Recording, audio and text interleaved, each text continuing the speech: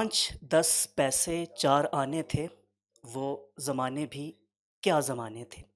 एक सर्द शाम बख़ैर और आप सबको द ब्लैक होल के नाइल ऑडिटोरियम में खुशामदीद। महंगाई या इन्फ्लेशन में मुसलसल इज़ाफ़े और मुआशी गैर यकीनी सूरत हाल ने मुझ समेत सबका ही जीना जो है वो दुश्वार कर रखा है।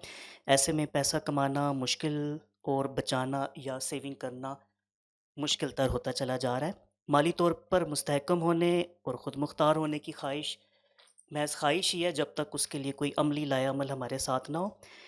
और इसी गरज़ से आज हमारा मौज़ू मालियाती आगाही है जो एकेडमिक मौज़ू कम और ज़रूरत और लाइफ़ स्किल ज़्यादा होता जा रहा है। उन्वान आप बोर्ड पे लिखा हुआ देख सकते हैं, a guide to financial literacy in Pakistan. गोया आज हम बचत से आगे बढ़कर हमारी ख़्वाहिश होगी कि सरमायाकारी ख़ास तौर पर ये कि पाकिस्तान स्टॉक एक्सचेंज कैसे काम करती है और क्या मौक़े फ़राहम करती है वगैरह के बारे में जानें। It is up to our speaker कि वो क्या हमें इन्फॉर्म करते हैं इसके बारे में।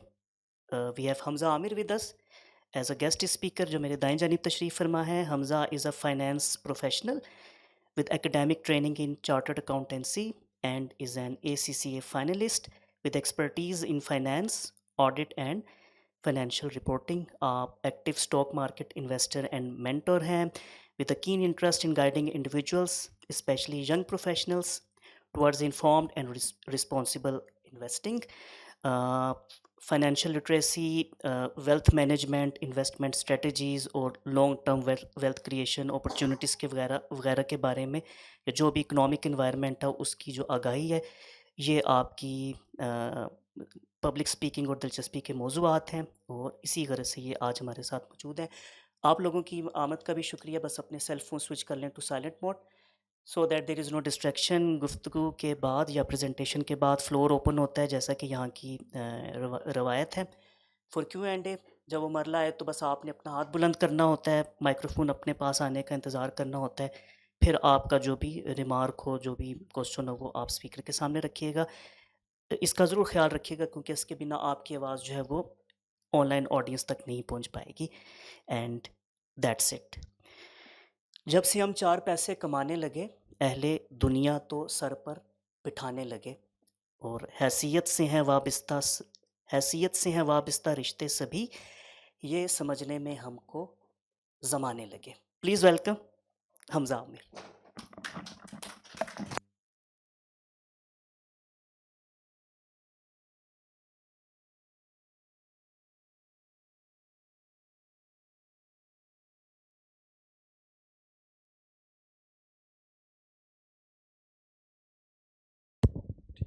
अस्सलाम वालेकुम, कैसे हैं आप सब लोग। मेरे बारे में नैयर भाई ने तो आप लोगों को सब कुछ बता ही दिया है, थोड़ा सा मैं और बता देता हूँ। 1.5 साल पहले तक मैं ख़ुद भी स्टॉक मार्केट में इन्वेस्टर नहीं था, ना मैं कोई फाइनेंशियल देखता था, ना मैं कोई इन्वेस्टिंग देखता था। लेकिन मुझे शौक़ जो बचपन से था, काफ़ी मूवीज़ देखी, काफ़ी सीज़न्स देखे और मेरे दिमाग में एक चीज़ ये होती थी कि जब पैसा ही पैसा बना सकता है, तो फिर हम इस चीज़ को क्यों नहीं यूज़ करते। और फिर जब मेरी इस बारे में लोगों से काफ़ी डिस्कशन हुई, काफ़ी बातें हुई, तो मुझे इस चीज़ का आइडिया हुआ कि लोगों को फाइनेंशियल लिटरेसी का पता ही नहीं है। फिर मैंने ये शुरू किया कि मैं लोगों को, स्पेशली जो हमसे छोटे हैं, मेरे से छोटे हैं, जो बच्चे हैं, जो टाइम मैंने ज़ाया किया अपने टाइम में, जो सब कुछ आगे पीछे का सीखते रहे, जो सबसे बेहतरीन स्किल है और सबसे ज़रूरी स्किल है वो नहीं सीखी कि पैसे को मैनेज कैसे करना है। तो उस पर फिर मैंने आज ये स्लाइड्स बनाई। इसमें इस सेशन में हमारा ऑब्जेक्टिव ये होगा कि हम समझें कि मनी और वेल्थ में फ़र्क क्या होता है। उसके बाद इन्फ्लेशन और टाइम वैल्यू ऑफ मनी में क्या फ़र्क है और इसका क्या मतलब है और इसको हम काउंटर कैसे कर सकते हैं। क्योंकि इन्फ्लेशन जो है वो एक ऐसी चीज़ है जो कभी दुनिया में ना कम हुई है ना ख़त्म हुई है। महंगाई हमेशा शुरू से बढ़ी ही है, हमने उसको कैसे काबू करना है। गवर्नमेंट को तो सारे बोल लेंगे कि आपके गवर्नमेंट ने ये कर दिया, गवर्नमेंट ने वो कर दिया, ग्लोबल स्टेज पे ये हो गया, ग्लोबल स्टेज पे वो हो गया, लेकिन आप अपनी वेल्थ को प्रोटेक्ट करने के लिए क्या कर रहे हैं, सबसे बड़ा सवाल वो होता है। उसके बाद पाकिस्तान के मार्केट में कौन कौन से इन्वेस्टमेंट ऑप्शंस मौजूद हैं जो एक नया बच्चा या एक नया इन्वेस्टर नॉर्मली यूज़ करता है, और उसके क्या फ़ायदे हैं क्या नुकसान हैं, उस पर भी डिस्कशन करेंगे।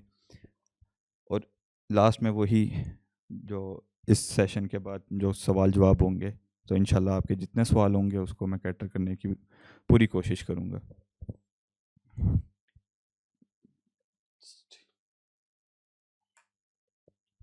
सबसे पहला सवाल ये आता है कि फ़ाइनेंशियल लिटरेसी है क्या।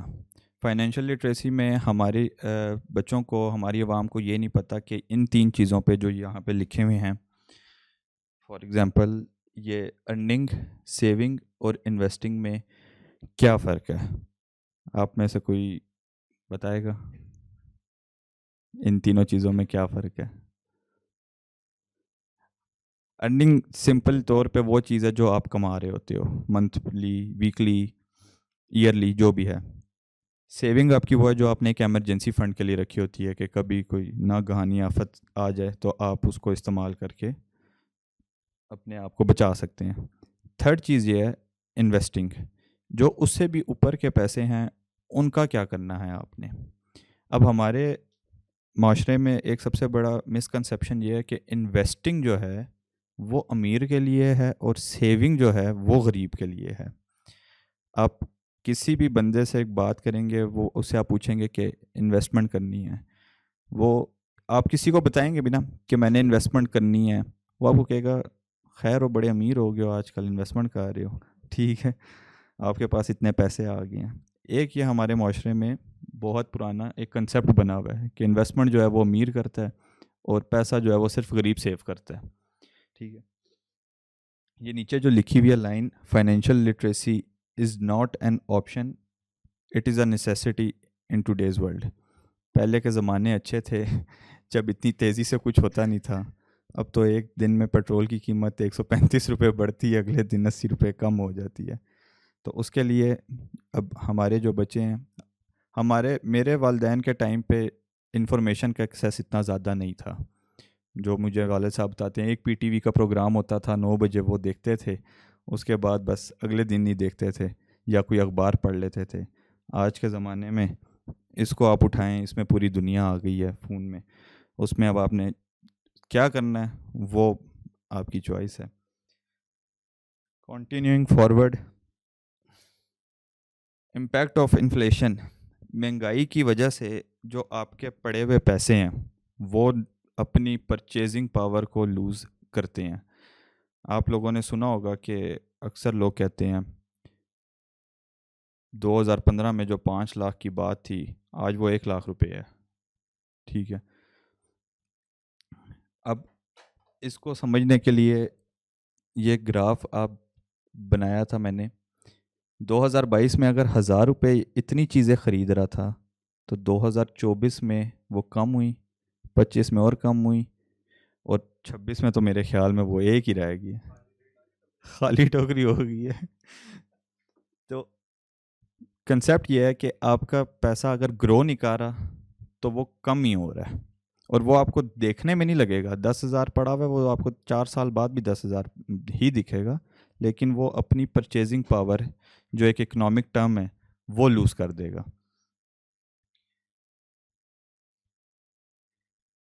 इस कंसेप्ट को हम कहते हैं टाइम वैल्यू ऑफ मनी, कि पैसे जो आज हैं वो हमेशा ज़्यादा होंगे आने वाले कल से, सेम अमाउंट आने वाले कल में ज़्यादा होगी। ये दो ग्राफ्स को आप ज़रा गौर से देखिएगा।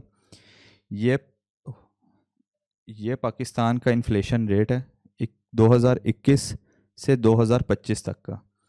2021 में आपकी इन्फ्लेशन रेट तकरीबन 9.5% पे थी, 22 में 19.9% पे थी, 23 में 30.8% पे चली गई, और 2025 में 12.6 जो एस्टिमेटेड फिगर है इतने पे थी। और इसके साथ जो दूसरा ग्राफ है वो है डॉलर का, जो 2021 में 177 पे था और 2022 में 226 का हो गया, 2023 में 280 का हो गया, और एक टाइम पे तो ये 300 प्लस भी चला गया था और उधर से वापस आ गया था। हमें ये बात समझने की बहुत सख्त ज़रूरत है कि पाकिस्तान एक import base economy, export base economy नहीं है। तो हम लोगों के पास जितने भी फॉरेन रिज़र्व होते हैं वो हमेशा इंपोर्ट में ख़र्च किए जाते हैं, जिसकी वजह से ये इन्फ्लेशन का ट्रिगर आता है। अभी भी आप देख लें, दुनिया में जो जो मुल्क ऑयल इंपोर्ट करता है उन सब की हालत ख़राब है, और जिनके पास खुद का ऑयल है वो सारे टेंशन फ्री बैठे हुए हैं। जितना मर्ज़ी महंगा हो जाए हमारे अपने पास है, उनको ये टेंशन है बिक नहीं रहा।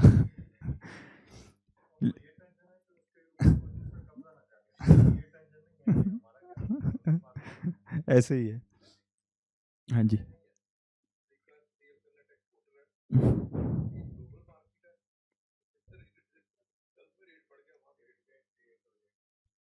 अच्छा। अच्छा, नेक्स्ट पे ये एक बड़ा इंपॉर्टेंट कंसेप्ट है जो हमारे पाकिस्तान के मार्केट में चलता है, इंटरेस्ट रेट इन पाकिस्तान, जिसको हम शरह सूद भी कहते हैं, जो स्टेट बैंक हमारा जो है उसको सेट करता है हर 1.5 महीने के बाद। इंटरेस्ट रेट बेसिकली होता ही है कि आपके मुल्क में अगर इन्फ्लेशन बढ़ रही है तो स्टेट बैंक अपना इंटरेस्ट रेट बढ़ाता है कि लोग पैसा खर्च करना कम करें और बैंक में रखना ज़्यादा करें, ताकि जितना खर्चा कम होगा इन्फ्लेशन को उतना काबू किया जाएगा। अब मैं आपको इसमें एग्जांपल के साथ याद कराता हूँ। 2017 के बाद 18 में जब एक इन्फ्लेशन की स्पाइक आई थी, चीज़ें महंगी हुई थी, तब भी आपका इंटरेस्ट रेट ऊपर गया। उसके बाद ये जो टाइम है, ये 2020 से 2021 वाला, ये वो टाइम है जब कोविड आ गया था। तो जब कोविड आपका आया उस वक्त आपकी मार्केट्स बिल्कुल ख़त्म हो गई थी, तो स्टेट बैंक ने उस वक्त आपके शरह सूद को नीचे किया। 2021 से 22 का टाइम तो आप लोगों को सबको याद ही होगा, जब महंगाई शुरू हुई तो इंटरेस्ट रेट आपका 7.5% से लेके 22% तक चला गया, और अब 22% से वापस 10.5% पे आया। इन्फ्लेशन रेट जब ज़्यादा होता है ना, आपके मुल्क में बिज़नेस कम हो जाता है, क्योंकि जो छोटा बिजनेसमैन है वो नॉर्मली कर्ज़े पे कारोबार कर रहा होता है। जब आपको 10% पे कारोबार में कर्ज़ा मिल रहा है तो वो छोटा बिजनेसमैन वो पैसे लेगा, कारोबार करेगा, कारोबार से जो पैसे आएंगे उसको वो रीपे कर लेगा। लेकिन जब वो चीज़ बढ़ जाती है, जब वो 22% पे चली जाएगी, तो आपकी जो स्मॉल साइज़ एंटिटी है या मीडियम साइज़ एंटिटी है वो बिल्कुल वाइप आउट होना शुरू हो जाएंगी, जिसकी वजह से आपका जब बिज़नेस डाउन होगा तो फिर आपके मुल्क की इकोनॉमिक एक्टिविटी डाउन होगी, और ओवरऑल आपकी इन्फ्लेशन और आपके मुल्क के हालात बिगड़ेंगे। ये स्लाइड जो है, ये बहुत इंपॉर्टेंट स्लाइड है, जो इन्वेस्टिंग का सबसे बेसिक कंसेप्ट है कि आपका जो रिटर्न होना चाहिए ना आपकी इन्वेस्टमेंट पे, उसको आपके इन्फ्लेशन के रेट को बीट करना चाहिए हमेशा, तभी आप नेट पॉजिटिव में रहेंगे। अगर आपकी इन्वेस्टमेंट इन्फ्लेशन रेट को बीट नहीं कर रही, ठीक है, तो आप नेट नेगेटिव में ही रहेंगे। अब ये इसमें जो एग्जांपल है, इसमें आप देखें ईयर 1 में आपकी investment value for example 1 lakh थी, उस पर 10% रिटर्न आ गया, लेकिन 12% महंगाई हो गई, ठीक है, तो आपके पास रियल वैल्यू 98,000 ही रहेगी। अगले साल भी इसी तरह, उसे अगले साल भी इसी तरह। तो ये जो नीचे 3 लाइनें लिखी हैं, ये है ROI का मतलब होता है return on investment. Return on investment अगर आपका इन्फ्लेशन से ग्रेटर होगा तो आप वेल्थ को, यू ग्रो वेल्थ। अगर आपका इन्फ्लेशन रेट और आपका रिटर्न ऑन इन्वेस्टमेंट सेम होगा तो आपकी वैल्यू मेंटेन की जाएगी, और अगर आपका रिटर्न ऑन इन्वेस्टमेंट इन्फ्लेशन से कम होगा आप परचेजिंग पावर लूज करेंगे।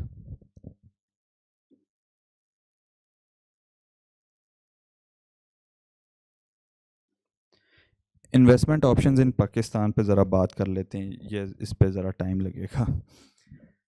सबसे पहला जो हमारे पास इन्वेस्टमेंट ऑप्शन होता है पाकिस्तान में, जो हर बंदे को पता है, वो बैंक में पैसे रख दो, सेविंग अकाउंट में रिटर्न आता रहेगा, ठीक है।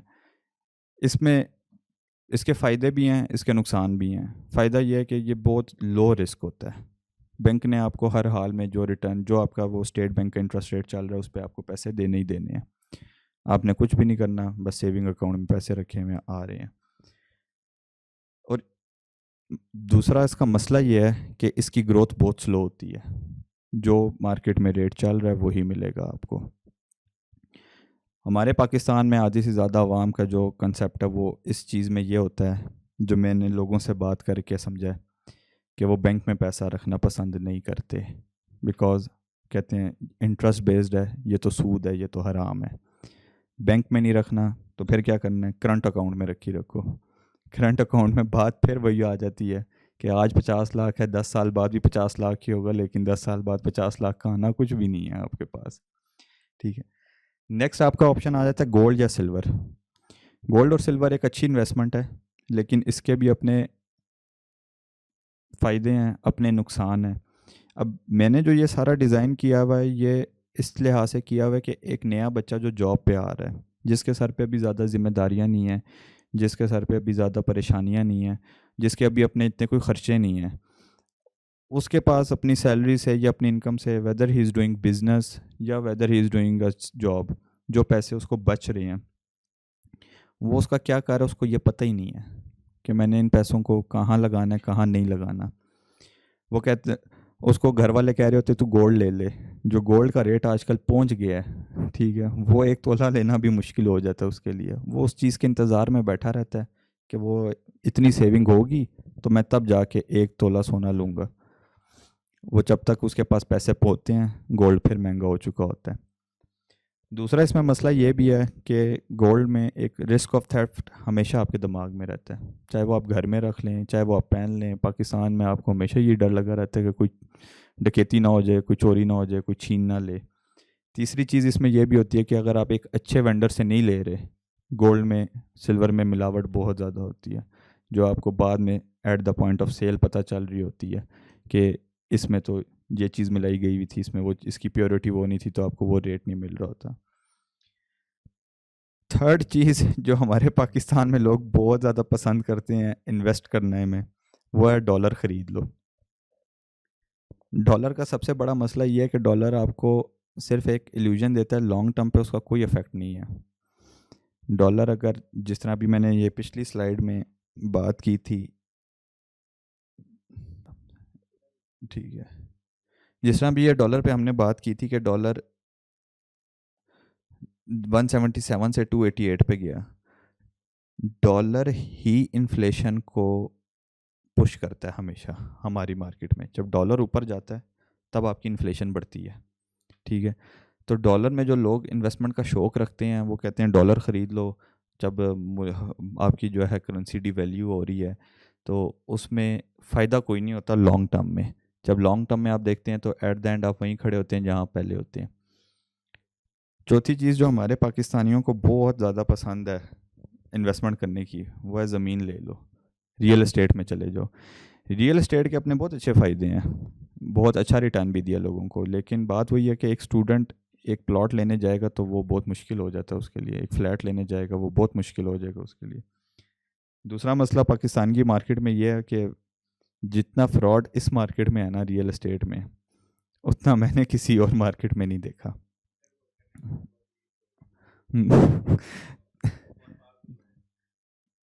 मतलब एक हाई लेवल से लेके लो लेवल तक इधर बहुत ज़्यादा फ्रॉड हो रहा होता है अगर आपके पास कोई अच्छा बताने वाला, समझाने वाला नहीं है तो। लेकिन बात यह कि जब आपके पास उतने पैसे होंगे तो आप वो ख़रीदने जाओगे ना। स्टूडेंट के पास तो मंथली सेविंग ही है, अब उसका वो क्या कर रहा है, वो सोचता रहेगा कि यार मेरे पास पैसे इकट्ठे होंगे, मैं एक फ़्लैट लूँगा, उसको किराए पे लगाऊंगा। जब तक उतने पैसे इकट्ठे होंगे तब तक वो कहीं ना कहीं उनको स्पेंड कर चुका होगा। चौथा ऑप्शन पाकिस्तान में आ जाता है कि आप last option Pakistan stock market है, म्यूचुअल फंड्स। आप लोगों ने शायद पिछले कुछ अरसे में सुना हो कि म्यूचुअल फंड्स में पैसे डाल लो, उसमें आपको अच्छा रिटर्न हो जाता है। पाकिस्तान स्टॉक मार्केट और म्यूचुअल फंड तकरीबन एक ही चीज़ है। दोनों में फ़र्क ये है कि म्यूचुअल फंड में आपका पैसा बैंक का मैनेजर जो एएमसी होती है, एसेट मैनेजमेंट कंपनी का मैनेजर मैनेज करेगा। पाकिस्तान स्टॉक मार्केट में आप खुद मैनेज करोगे कि आपने करना क्या है। म्यूचुअल फंड में एक चीज़ और होती है डिफरेंस, कि म्यूचुअल फंड में आप at a time fixed income market में भी जाते हो, जिसको फिक्स्ड इनकम को हम बैंक डिपॉजिट कहते हैं कि जो रेट चल रहा है उसी पे आएगा, और उसमें आप इक्विटी मार्केट में भी जाते हो जिसको हम पाकिस्तान स्टॉक मार्केट का नाम देते हैं। वो आपके डिस्क्रिप्शन पे होता है कि आपके पोर्टफोलियो में से 30% आपने फिक्स्ड इनकम में रखना है, 70% आपने जो है वो इक्विटी मार्केट में रखना है। मेरी जो एक्सपर्टीज़ है सारी वो स्टॉक मार्केट पे है।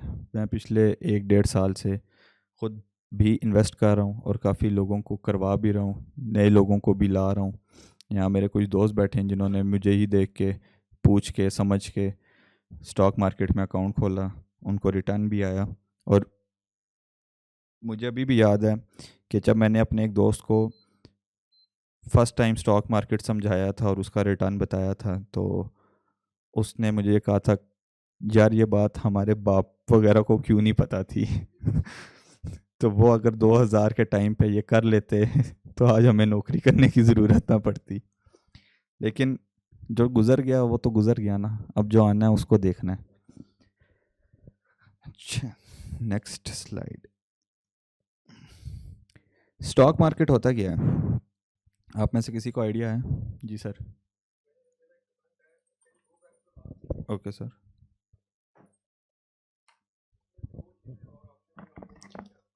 सर बताएं आप। दो चीज़ें हैं जो आपने नहीं ली, ये नौजवानों के लिए ख़ास तौर पे। एक हम्म, तो है गवर्नमेंट ऑफ पाकिस्तान की जो सिक्योरिटीज़ है, national saving centre, 4 national, trillion की बैलेंस शीट है उसकी। हाँ और वो, दूसरा जिसमें risk free as far as rupees are concern. और दूसरा है voluntary pension scheme, VPS. VPS. वो हर बंदे के लिए तकरीबन everybody should be doing it. उसके बारे में ज़रा बोल देते रहे। Thank you. अच्छा, जो आपने नाम लिया पहले गवर्नमेंट बॉन्ड्स गवर्नमेंट का, पाकिस्तान की गवर्नमेंट बॉन्ड्स भी आपके फिक्स्ड इनकम मार्केट में आ जाते हैं, क्योंकि वो जो मेजर आपकी डाइवर्सिफिकेशन होती है ना, वो होती है fixed income versus equity market. Equity market में आपके स्टॉक्स आ जाते हैं, फिक्स्ड इनकम मार्केट में आपके जो है गवर्नमेंट बॉन्ड्स, बैंक्स डिपॉजिट्स, ये चीज़ें आ जाती हैं। हाँ, नहीं वो अलग। टीएफसीज पे मेरी इतनी अभी ज़्यादा नॉलेज नहीं। हाँ, और जो दूसरी आपने बात की है वॉलंटरी पेंशन स्कीम वीपीएस, उसकी मुझे नॉलेज है, दैट इज़ वेरी गुड। उसका बेसिक कंसेप्ट ये होता है कि आप अपने खुद से एक पेंशन फंड क्रिएट करते हैं कि मैं हर महीने। अच्छा,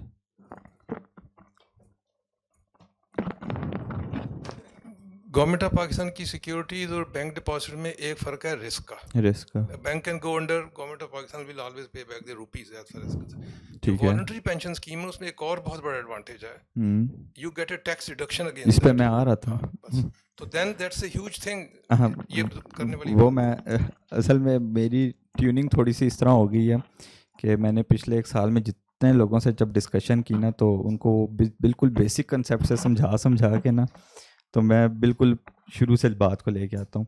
अब वॉलंटरी पेंशन स्कीम का चीज़ ये है कि गवर्नमेंट कहती है कि आप अपने लिए पैसा सेव करो अपनी पेंशन के लिए, उस पर वो आपको एक टैक्स रिबेट दे रही होती है, जिसकी कैलकुलेशन मुझे इस वक्त एग्जैक्टली याद नहीं है, ठीक है। लेकिन वो कहते हैं कि आप कुछ पैसे अपने वीपीएस में डालो, उस पर हम आपको सर्टिफिकेट देंगे, जो टैक्स सर्टिफिकेट होता है कि आपका जितना भी रेट वैसे लगना था उससे कम लगेगा आपके ऊपर। सर यही चीज़ है। हाँ, वो फॉर्म, इतना आप करंट टैक्स लाइबिलिटी कम हो जाएगी, इंसेंटिव हाथ नहीं लगा सकते अनटिल योर रिटायरमेंट। और वो रिटायरमेंट तक काफ़ी अच्छा खासा ग्रो कर जाता है। अच्छा, नेक्स्ट पे आगे। हाँ, हाँ मैंने पूछ रहा था उस वक्त के स्टॉक मार्केट, क्या किसी को आइडिया है? बताएं आप। ठीक है।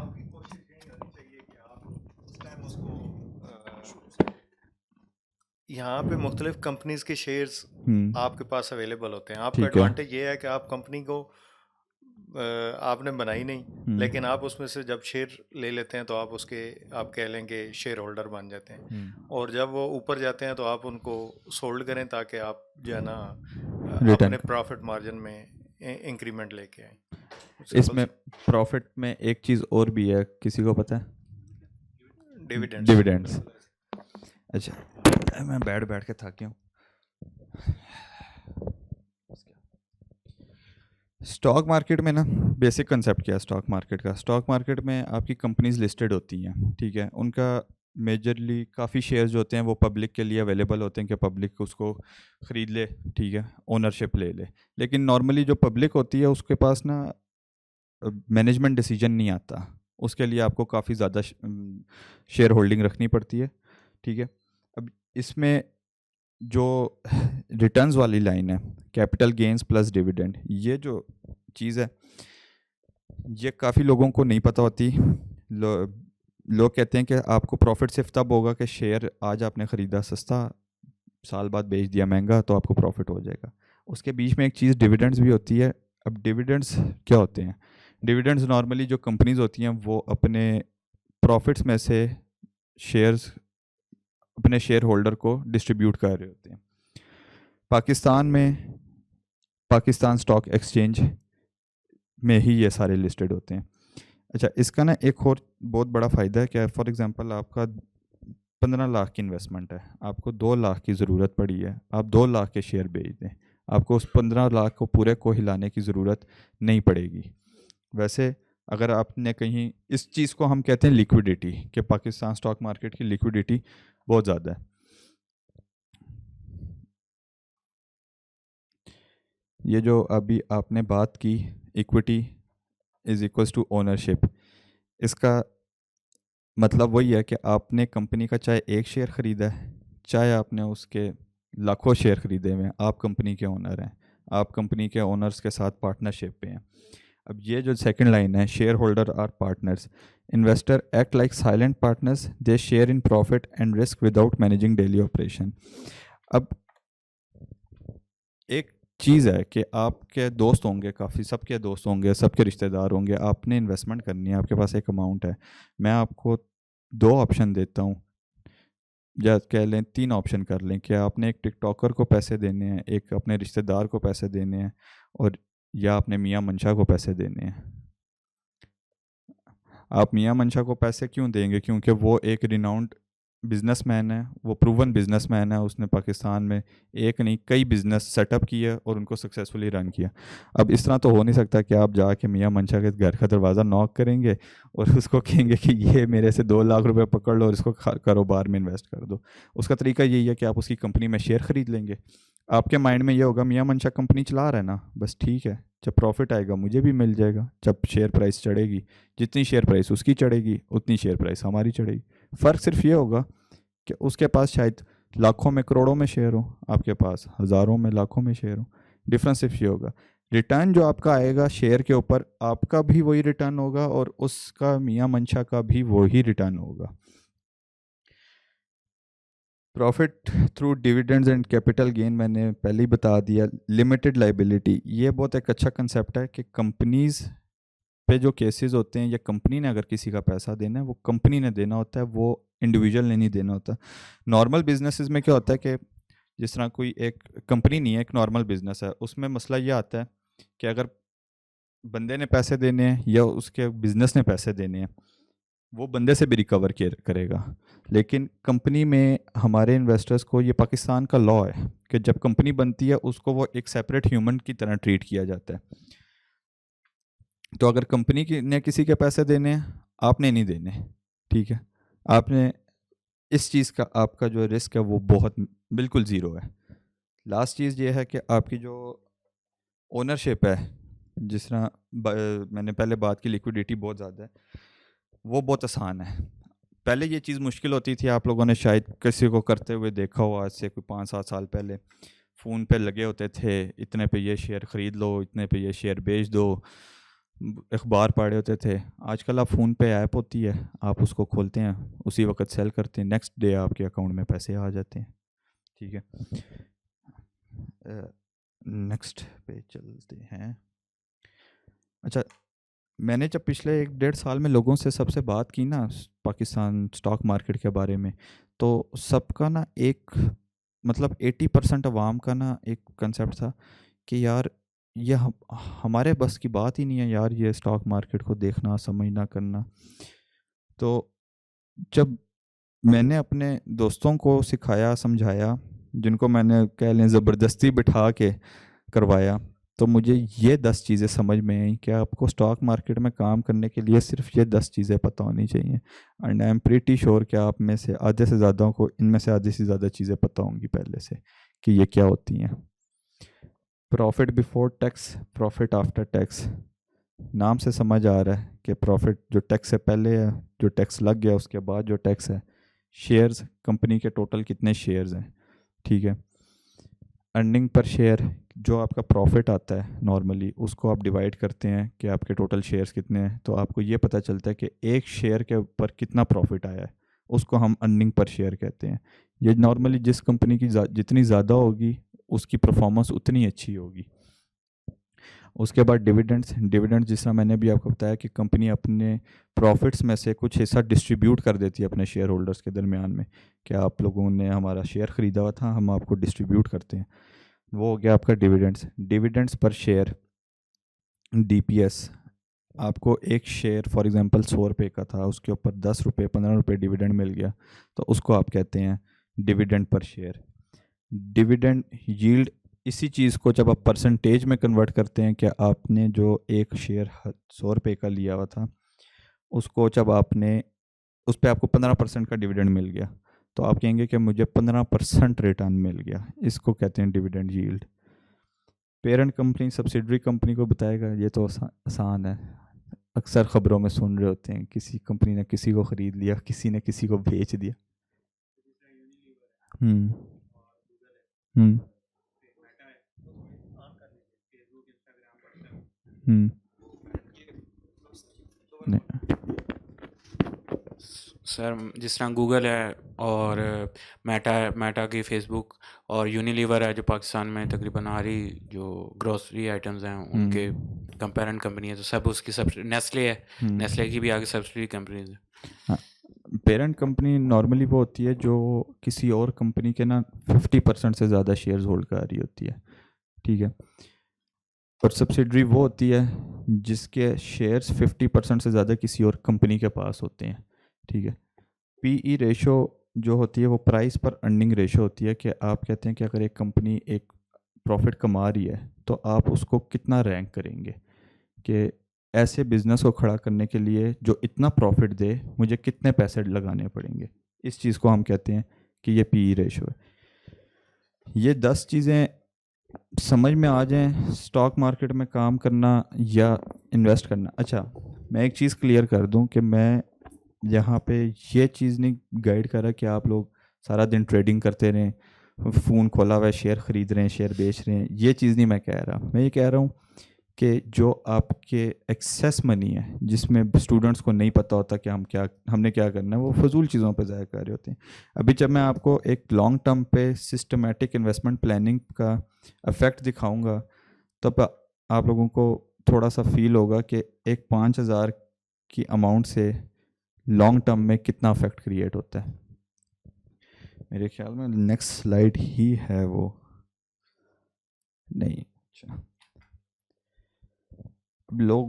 अच्छा, अब स्टॉक मार्केट में ना चूंकि लोगों को नॉलेज नहीं होती, तो वो लोग ये समझ रहे होते हैं कि ये सट्टा बाज़ार है, कि आपने पैसे डाले, ऊपर गए होंगे या नीचे आए होंगे, किसी को प्रॉफिट हो जाएगा, किसी को लॉस हो जाएगा। इस तरह नहीं होता। स्टॉक मार्केट को भी कुछ चीज़ें इन्फ्लुएंस कर रही होती हैं। सबसे पहली चीज़ जो उसको इन्फ्लुएंस कर रही होती है वो होता है आपका इंटरेस्ट रेट, जो स्टेट बैंक ने सेट करना है आपके मुल्क में।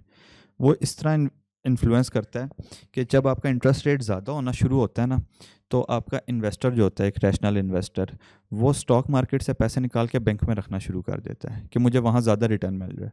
दुनिया में इन्वेस्टिंग का सबसे बड़ा एक रूल है कि जहाँ पे सबसे ज़्यादा रिटर्न मिल रहा है ना, वहाँ पे इन्वेस्ट करो। तो जब आपका इंटरेस्ट रेट बढ़ जाता है, लोगों को ये चीज़ समझ में आ जाती है कि मैं और कुछ भी ना करूँ, सिर्फ बैंक में पैसे रख दूँ, मुझे पैसे आ जाएंगे। तो वो फिर स्टॉक मार्केट से पैसा निकालता है और अपना बैंक में डालना शुरू करता है, जिसकी वजह से आपका स्टॉक मार्केट नॉर्मली डाउन होना शुरू हो जाता है। दूसरी चीज़ है आपका एक्सचेंज रेट। PKR और डॉलर का जो डिफरेंस है, ये जब एकदम क्लाइंब करता है तो आपका स्टॉक मार्केट डाउन होना शुरू हो जाता है, क्योंकि जो आपका इन्वेस्टर है ना, उसका कॉन्फिडेंस बहुत इंपॉर्टेंट चीज़ है। कि जब आपके इन्वेस्टर को कॉन्फिडेंस हाई होगा ना कि मुल्क अच्छे रुख पे जा रहा है और आपका डॉलर जो है वो कंट्रोल्ड है, आपका PKR अप्रिशिएट कर रहा है, तो वो ज़्यादा पैसे इन्वेस्ट करेगा, अपने रिस्क से भी ज़्यादा करेगा पैसे इन्वेस्ट, कि मुझे ज़्यादा रिटर्न मिल जाए। जब ये चीज़ उल्टी होनी शुरू होगी ना, डॉलर ऊपर जाना शुरू करेगा, तो वो फिर थोड़ा कॉशियस होना शुरू हो जाता है कि यार फॉर एग्जांपल उसके पास 20 लाख रुपए हैं, वो कहेगा यार अभी से 5 लाख इन्वेस्ट कर लो, बहुत है। जब हालात अच्छे होंगे तो वो 5 लाख की जगह 10 लाख 15 लाख भी इन्वेस्ट करेगा। तीसरी चीज़ है इन्फ्लेशन। जब महंगाई बढ़ रही होती है तो उस वक़्त लोगों की जो परचेजिंग पावर, जिस तरह हमने शुरू में बात की, वो कम होनी शुरू हो जाती है टेक्निकली। तो वो लोग कहते हैं कि यार जिस तरह अभी कुछ अरसे पहले एक नॉर्मल गाड़ी की टंकी 10,000 में फुल हो रही थी, अब वो 15-18 हज़ार रुपये में फुल हो रही है। तो वो कहता है कि यार मैं इन्वेस्ट क्यों करूं, यार मुझे इस काम के लिए ज़रूरत पड़ जाएंगे, मुझे उस काम के लिए ज़रूरत पड़ जाएंगे। महंगाई जब ज़्यादा हो रही होती है, लोग इन्वेस्टमेंट भी कम करना शुरू कर देते हैं कि मुझे आज कहीं पे ज़रूरत पड़ गई या अभी थोड़ी सी और महंगाई हो गई तो फिर उस वक़्त मैं क्या करूँगा। चौथी चीज़ जो है इसमें वो है पॉलिटिकल एंड इकोनॉमिक स्टेबिलिटी। ये पाकिस्तान में बहुत इम्पॉर्टेंट है स्टॉक मार्केट के लिए परफॉर्म करना। जब तक आपके मुल्क में पॉलिटिकल स्टेबिलिटी नहीं होगी, इन्वेस्टर पैसा नहीं डालता।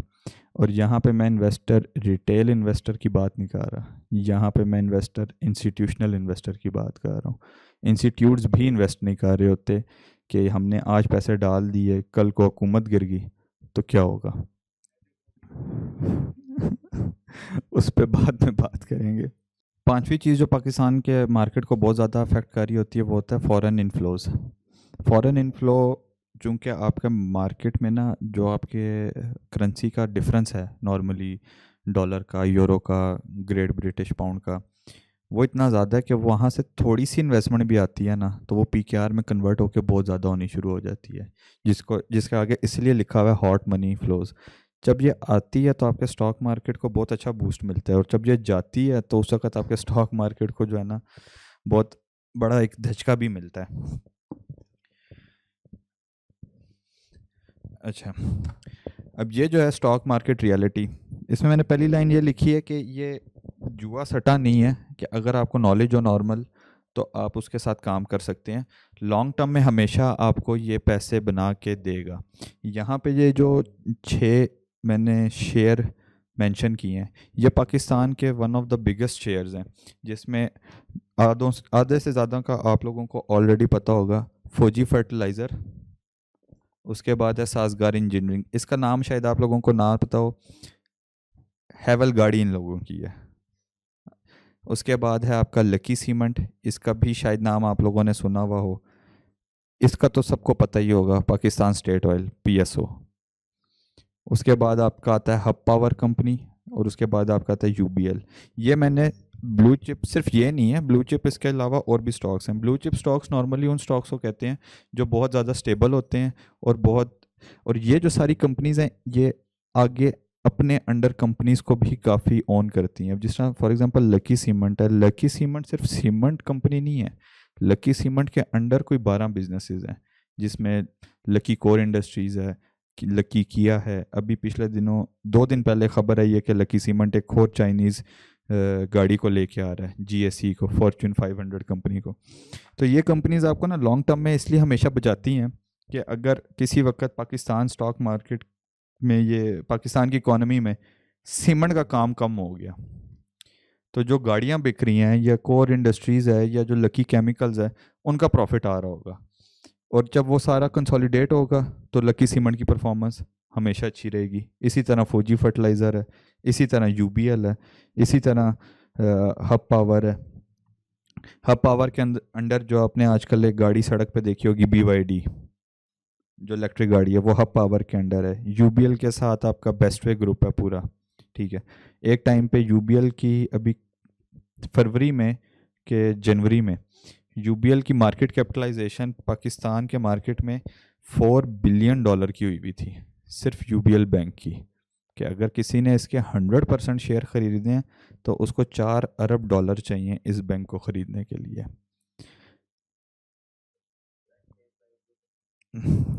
हाँ, अभी ये नहीं है, ये थोड़ी।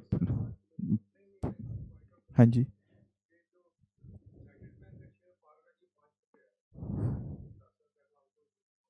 हाँ जी।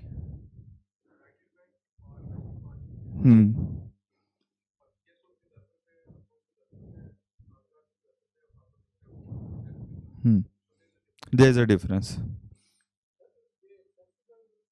हाँ जी, हाँ जी, ये आपको ये सारी जो मैंने ये खोली हुई है, ये पाकिस्तान स्टॉक मार्केट की वेबसाइट पे इसी तरह नज़र आता है।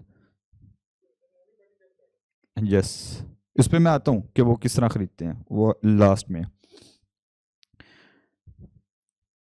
मैंने शुरू में एक बात की थी कि 5,000 के अमाउंट से क्या फ़र्क पड़ जाता है, वो आप लोगों को मैं बताऊंगा। इस चीज़ को कहते हैं स्ट्रेटेजिक इन्वेस्टमेंट प्लानिंग। इसका कंसेप्ट ये है कि आपने 5,000, 10,000, 15,000, 20,000, जो भी एक आपकी इन्वेस्टमेंट का माइंड है कि मैंने हर महीने इतनी इन्वेस्टमेंट करनी है, आपने वो चीज़ सेलेक्ट कर ली और आपने जो KSE 100 जिसको हम कहते हैं, आपने आजकल ख़बरों में अक्सर सुना होगा कि KSE 100 आज तेज़ी थी, इतने पॉइंट चढ़ गया, KSE 100 इतने पॉइंट गिर गया। KSE 100 का मतलब ये होता है कराची स्टॉक एक्सचेंज 100 का मतलब ये है कि जो पाकिस्तान की टॉप 100 कंपनीज़ हैं उनका एक इंडेक्स होता है। उसके अंदर में जो टॉप 10 कंपनीज़ हैं ना, वो पाकिस्तान की सबसे बड़ी कंपनीज़ आ रही होती हैं। अगर आप उन 10 कंपनीज़ को रख लें कि मैंने बस इनमें इन्वेस्ट करना है, इनके अलावा मैं नीचे वाली कंपनीज़ में नहीं जा रहा, आपने महीने के 5,000 रुपये अगर आप 20 साल के लिए इसी तरह इन्वेस्ट करते रहे, और इसमें स्ट्रेस वाली गेम भी नहीं है। आपने एक महीने में एक दिन फ़ोन खोला, पैसे ट्रांसफ़र किए, शेयर बाय किए, फ़ोन बंद कर दिया। जब आपका टाइम ड्यूरेशन लंबा होता है ना, 20 साल, 15 साल, तो फिर आप रोज़ रोज़ फ़ोन नहीं देख रहे होते, रोज़ रोज़ शेयर प्राइस नहीं देख रहे होते, वरना BP के मरीज़ बनेंगे और कुछ भी नहीं होगा कि आज इतना नीचे हो गया, आज इतना ऊपर हो गया। टोटल इन्वेस्टमेंट 20 साल में 5,000 के लिहाज से आपकी इन्वेस्टमेंट जो आपने हर महीने 5-5 हज़ार डाले होंगे वो ये बनेगी 12 लाख। और 12 लाख की future value at the end of 20 years 1.15 crore होगी। रेट सर 18%, जो आप 17-18% जो आपका स्टॉक मार्केट का ऑन एवरेज रेट रहता है, उसकी भी एक स्लाइड है, इससे अगली वही आएगी। उसके बाद इसी तरह 5,000 को अगर आप 30 साल पे करेंगे तो वो 18 लाख बनेगी, फ्यूचर वैल्यू आपकी 7 करोड़ होगी। ये किस तरह होगा ये भी अगली स्लाइड पे है। इसमें सिर्फ अभी मैंने आप लोगों को एक टिप ऑफ द आइसबर्ग दिखाई है। 30,000 को अगर आप देखें 20 साल में आपने 72 लाख लगाए, वो बनेगा 7 करोड़। 10 साल बढ़ेंगे, आपने 1 करोड़ पे लगाया, वो बनेगा 42 करोड़। ये बनेगा किस तरह, सबके दिमाग में सवाल होगा। ये देखें, अब स्ट्रेटेजिक इन्वेस्टमेंट प्लानिंग का ना तरीका ये होता है कि आपने जनवरी में 10,000 इन्वेस्टमेंट की, शेयर प्राइस थी 100, आपको 100 शेयर्स मिल गए, ठीक है, और आपकी जो 100 को 100 से मल्टीप्लाई किया, आपकी पोर्टफोलियो वैल्यू 10,000। अगले महीने हो सकता है शेयर महंगा हो जाए, 102 पे चला जाए, आपको 98 शेयर्स मिलेंगे। उससे अगले महीने हो सकता है 5 रुपये गिर भी जाए। अच्छा, जब गिरेगा तो आपको टेक्निकली ज़्यादा शेयर मिलना शुरू हो जाएंगे। इसी तरह जब आप ये पूरे एक साल की मैंने वर्किंग बनाई हुई है, जब आप एक साल में एवरेज रेट निकालेंगे ना तो वो आपको 101.5 पे ये शेयर्स मिले होंगे टोटल। अब जब मार्केट गिरता है ना, वॉरेन बुफे का नाम किस किस ने सुना हुआ है? सब नहीं सुना होगा। वॉरेन बुफे और जो बड़े दुनिया के कामयाब इन्वेस्टर रहे हैं, वो हमेशा ये कहते हैं buy when there is blood on the streets. किसी भी दुकान पे सेल लगती है, आजकल आपने देखा होगा सफ़ायर पे सेल लग गई है, सड़क तक रश पड़ा होता है कि बस किसी तरह जगह मिल जाए। स्टॉक मार्केट ऐसी जगह है जहाँ पे सेल लगती है, लोग बेचना शुरू कर देते हैं, क्योंकि उनको कन्विक्शन नहीं होती कि ये वापस कीमत आएगी या नहीं आएगी। अभी मैं आपको इसके ग्राफ्स दिखाऊंगा तो आप लोगों को आइडिया होगा कि 2000 से लेकर 2026 तक पाकिस्तान स्टॉक मार्केट ने कितना परफॉर्म किया और उस दौरान पाकिस्तान स्टॉक मार्केट में क्या कुछ हुआ है। On the next slide. ये सर जो आप पूछ रहे थे, ये yearly return of stock market है, 2006 से कैलकुलेटेड है 2025 तक। 2006-7 में अच्छा रिटर्न था। 2008 में ग्लोबल फाइनेंशियल क्राइसिस आया था, जो आप सीनियर जो हमसे हैं उनको शायद याद हो। 2008 में एक बहुत क्रंच आया था। उस वक़्त आपका जो है स्टॉक मार्केट -58% पे चला गया था। लेकिन जैसी चीज़ें सेटल डाउन होनी शुरू हुई 2009 में, मार्केट ने रिकवर किया। 10 में फिर ऊपर गया, 11 में ऊपर गया, 12 में ऊपर गया, 13, 14, 15 में फिर सिर्फ 2% का रिटर्न दिया। 16 में अच्छा रिटर्न दिया। मैंने एक बात की थी कि पॉलिटिकल स्टेबिलिटी बहुत ज़रूरी है। 2017 में नवाज शरीफ उतरा -15%, ठीक है। 18 -8, 19, उसके बाद 2020 ये कोविड वाला ईयर था, इसमें मार्केट बिल्कुल बंद था। 2021 में अच्छा गया। 2022 में फिर आपकी हुकूमत का इशू क्रिएट हुआ तो इन्वेस्टर ने पैसा पुल करना शुरू कर दिया, -5। 2023 में 54, 2024 में 97%, 2025 में 60%। तो जब आप इसका 20 साल का एवरेज निकालेंगे ना कि मेरे पिछले 20 साल में स्टॉक मार्केट ने क्या रिटर्न दिया, तो वो 19-20% बनेगा। और ये जो अगली बात मैं कहने लगा हूँ, ये मैं नहीं कह रहा, ये ग्लोबल इन्वेस्टर्स जो बड़े बड़े इन्वेस्टर्स हैं सारे, वॉरेन बुफे टाइप, वो लोग कहते हैं कि स्टॉक मार्केट का रिटर्न हमेशा हर इन्वेस्टमेंट के रिटर्न को बीट करेगा। उसकी वजह ये है कि स्टॉक मार्केट में जो कंपनीज लिस्टेड है ना, वो एक्चुअल बिजनेस कर रही हैं।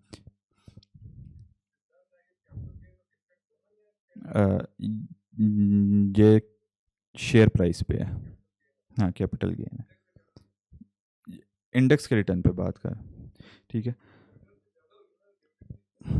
सर अब इसमें ना डिविडेंड की जो है उसमें मसला ये है कि उसका डेटा एक तो, हाँ हाँ, वो भी आएगा, वो भी आएगा। वो तो फिर अगर हम नीटी ग्रिटी में घुसें तो शायद आपको आइडिया हो, राइट शेयर्स भी होते हैं, बोनस शेयर्स भी होते हैं, आपको बैठे बिठाए एक्स्ट्रा शेयर्स मिल जाते हैं। मतलब ये स्लाइड इसलिए है कि मतलब जो एक नॉन फाइनेंस प्रोफेशनल है, शायद डॉक्टर हो, शायद इंजीनियर हो, उसको भी थोड़ा आइडिया आ जाए कि रिटर्न काम कैसे कर रहा होता है। हाँ, मैं बात ये कर रहा था कि जो आपके बड़े इन्वेस्टर्स हैं वो कहते हैं कि आपका स्टॉक मार्केट जो है वो हमेशा एक बड़े किसी और इन्वेस्टमेंट को बीट करेगा। उसकी वजह यह है कि स्टॉक मार्केट में हमेशा जो चीज़ें लिस्टेड हैं वो कंपनीज़ हैं। कंपनीज़ जो हैं वो आपके प्रॉपर बिजनेस कर रहे हैं। आपके मुल्क में बेशक महंगाई हो जाए, वो अपने प्रोडक्ट को महंगा करके बेचेंगे, ठीक है, और अवाम ने ख़रीदना है। अब जिस तरह आपके मुल्क में कंपनी है कराची इलेक्ट्रिक, बिजली इस्तेमाल होना बंद नहीं हो सकती। आपका एक कंपनी है नेशनल फूड, जितने मर्ज़ी महंगे हो जाए मसाले, लोगों ने ख़रीदने हैं, ठीक है।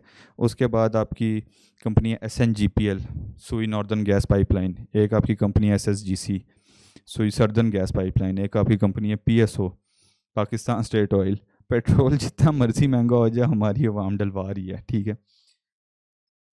इसे नेक्स्ट स्लाइड, ये 2 स्लाइड जो हैं वो चूँकि आजकल एक US ईरान जंग की वजह से स्टॉक मार्केट काफ़ी डाउन हुआ है, लोग काफ़ी ज़्यादा परेशान हैं, ये मैंने इसलिए डाली है। ये जो स्लाइड है ये है कोविड के टाइम की। ये जो रेड वाला आप एरिया देख रहे हैं ना, ये वाला, ये फरवरी और मार्च 2020 का टाइम है जब आपका स्टॉक मार्केट एकदम क्रैश हुआ। और जब अप्रैल में वैक्सीन बन गई, इसमें ना मैं आपको एक चीज़ मेंशन करना चाहूँगा कि स्टॉक मार्केट ना हमेशा फॉरवर्ड लुकिंग होती है। स्टॉक मार्केट अगर जिस तरह उसका वैक्सीन क्रिएट हो गया और लोगों को ये नज़र आना शुरू हो गया ना कि बस ये पेंडेमिक अगले 6 महीने साल में ठीक हो जाएगा, तो लोगों ने उसी वक्त इन्वेस्ट करना शुरू कर दिया कि अभी शेयर प्राइस नीचे है, अभी ख़रीदूँगा तो मुझे जो है वो रिटर्न ज़्यादा मिलेगा। और ये जो है, ये 2025 में जो पाक इंडिया की जो जंग हुई थी, ये उसका है, जो 9 मई के, मेरे ख्याल में 10 मई को हुआ था। उसके बाद ये जो एक दिन में आपका स्टॉक मार्केट 2 के 3 दिन में बहुत ज़्यादा क्रैश हुआ था। अब आपने एक चीज़ यहाँ पे नोट करनी है कि जब सीज़ फायर अनाउंस हुआ ना, तो यहाँ पे ये वाली जो लाइन है, ये इसके बराबर से ओपन हो रही है दोबारा। ये जो यहाँ पे ड्रॉप आया है, अगला ओपन उससे काफ़ी ऊपर से हो रहा है, क्योंकि आपके इन्वेस्टर्स वही फॉरवर्ड लुकिंग वाली बात, सीज फायर अनाउंस हो गया, चीज़ें सेटल डाउन हो जाएंगी, दोबारा ख़रीदना शुरू कर दो। और उसके बाद जो आपका एक ग्रोथ रही है वो ये रही है, सीधा ऊपर जाने वाली। छोटे छोटे आते हैं, नो डाउट, मार्केट रिटेस्टमेंट लेती है, मार्केट है, ऐसा तो नहीं हो सकता कि हर वक्त ऊपर ही चढ़ती रहे, नीचे आएगी, गिरेगी, कूलिंग ऑफ होगी, जब बहुत ज़्यादा इन्वेस्टर आ जाता है वो बेचना शुरू करता है, लेकिन उसे आपने डरना नहीं है। ये ग्राफ जो है ये मुझे 2006 से मेरे ख्याल में मिला था, उससे पीछे का मेरे पास जो है वो डेटा अवेलेबल नहीं था। यहाँ आप देखेंगे ये 2016-17 का टाइम है, उसके बाद ये कोविड का टाइम, फिर ये 2022 का टाइम, फिर ये चलते चलते यहाँ से ये इसने बहुत ज़्यादा जंप मारी। अब इस स्लाइड को ना मैं आपको एक थोड़ी सी स्टोरी सुना के समझाता हूँ। 2000 में ना आपका इंडेक्स, वो जो राइट साइड पे आ रहे हैं ना, वो इंडेक्स का नंबर है, जो आप लोग सुन रहे होते हैं कि आज 160 पे 150 पे क्लोज हुआ। 2000 में आपका इंडेक्स ना 1000 पॉइंट पे था, और 2026 में इस वक्त करंटली मेरे ख्याल में 150 पे है, 148 पे। अब 2000 से लेके 2026 तक पाकिस्तान में क्या कुछ नहीं हुआ। मार्शल लॉ लग गया, बीबी की असैसिनेशन हो गई, फ्लड्स आ गए, अर्थक्वेक आ गए, नवाज आया वो चला गया, बल्कि 2000 से लेके मेरे ख्याल में 2026 तक किसी प्राइम मिनिस्टर ने आपका टर्म पूरा नहीं किया, ठीक, अभी तक नहीं किया। मैं जो डेटा अवेलेबल है उस पर बात कर रहा हूँ।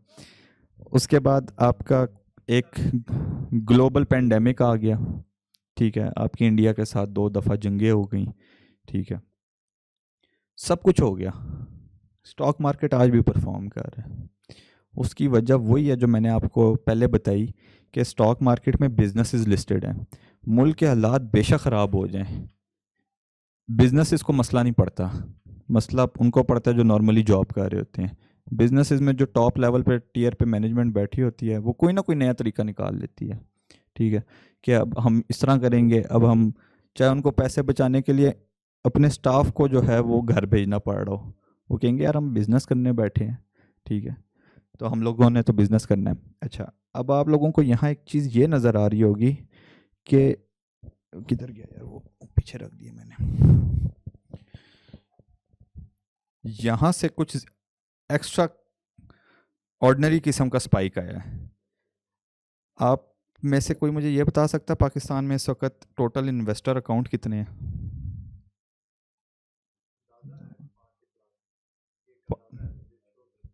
5 लाख ही हैं। 24 करोड़ की आबादी में सिर्फ 5 लाख लोग हैं जो स्टॉक मार्केट को समझते हैं, और ये सिर्फ पाकिस्तान का अलमी है।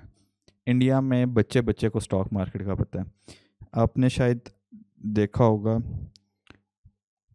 पाकिस्तान इंडिया का कुछ होता है ना, पाकिस्तान का स्टॉक मार्केट गिर जाता है, इंडिया का नहीं गिरता।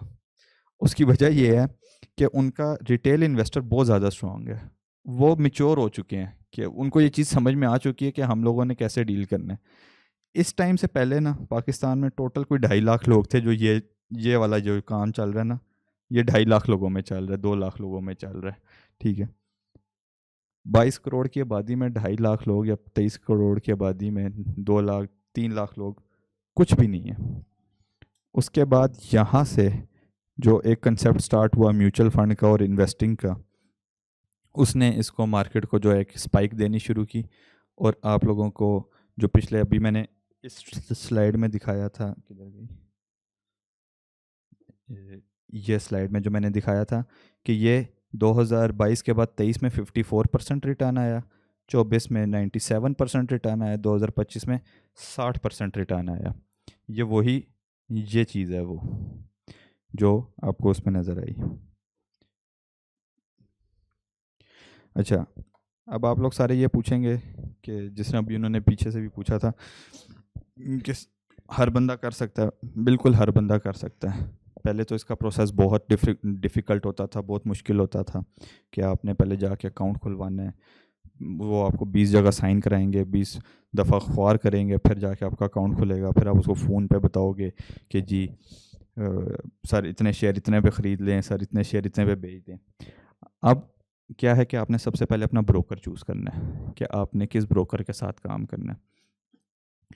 पाकिस्तान में नॉर्मली आप लोगों ने नाम सुने होंगे, Arif Habib limited, AKD, top line securities, JS global, ये सारे ब्रोकर हैं। इन सब की लिस्ट ना पाकिस्तान स्टॉक मार्केट की वेबसाइट पे आ रही होती है।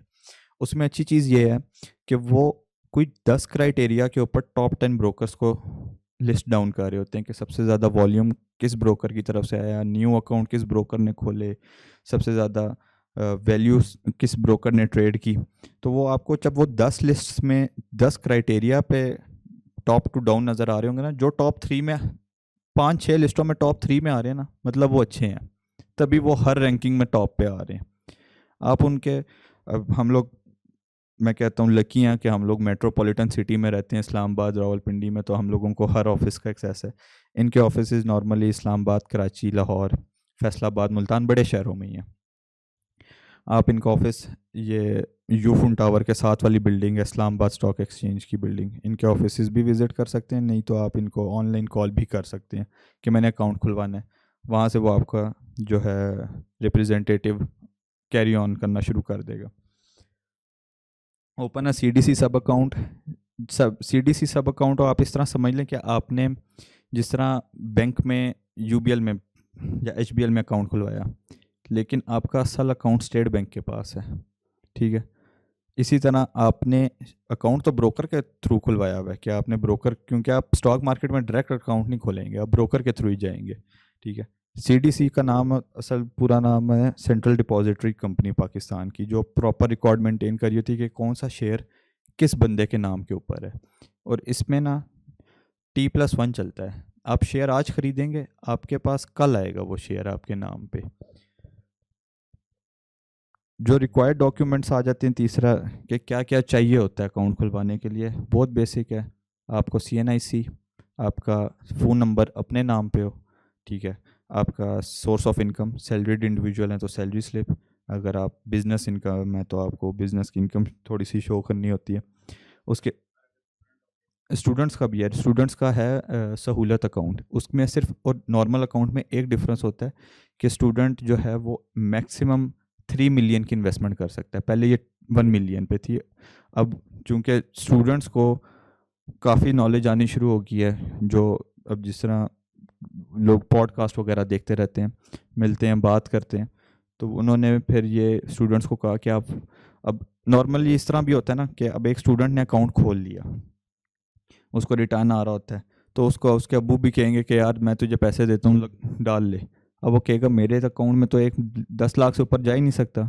तो अभी ये कुछ मेरे ख्याल में 2 हफ्ते पहले की बात है, उन्होंने वो 1 मिलियन की गवर्नमेंट ने कैप को रिमूव करके 3 मिलियन कर दिया। उसके बाद आपका बैंक अकाउंट एक वैलिड होना चाहिए, एक वैलिड ईमेल होनी चाहिए। टोटल 5-6 चीज़ें हैं, ठीक है, इससे ज़्यादा नहीं है।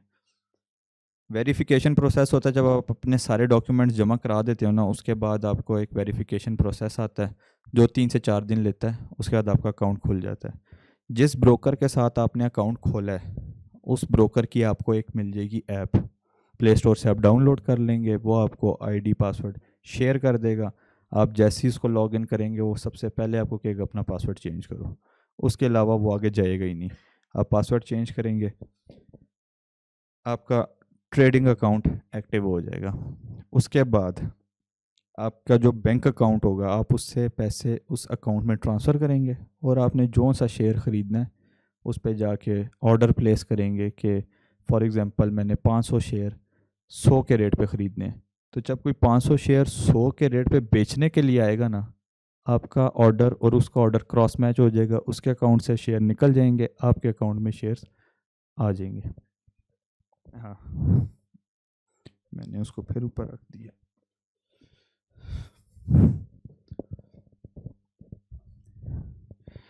नेक्स्ट, अब हम क्वेश्चन एंड आंसर कर लेते हैं। ये वैसे मेरा इंस्टाग्राम पे पेज भी है, मैं वीडियोस वैसे भी डालता रहता हूँ और लोगों को बताता रहता हूँ। कोई अगर 1-on-1 डिस्कशन करना चाहे तो वो भी मैं करता रहता हूँ मैसेजेस पे। सर वो माइक पकड़ा दें, अब ज़रा क्वेश्चन आंसर्स कर लें। सर मैं चाह रहा हूँ कि आप जो है मुझे एज अ लेमैन ज़रा समझाएं कि आपने ज़रा मोटा मोटा सा बता दिया कि आप ठीक है। जाएंगे ब्रोकर के पास अकाउंट खोलेंगे, सीडीसी सब अकाउंट, लेकिन ये सीडीसी सब अकाउंट कैसे वर्क करता है, ब्रोकर के साथ इसका क्या लिंकेज है? और जब आप शेयर ख़रीद रहे होते हैं तो आप शेयर ख़रीदते वक्त बेचते वक्त आप क्या चीज़ें देखते हैं कि कब ख़रीदनी चाहिए, कब बेचनी चाहिए?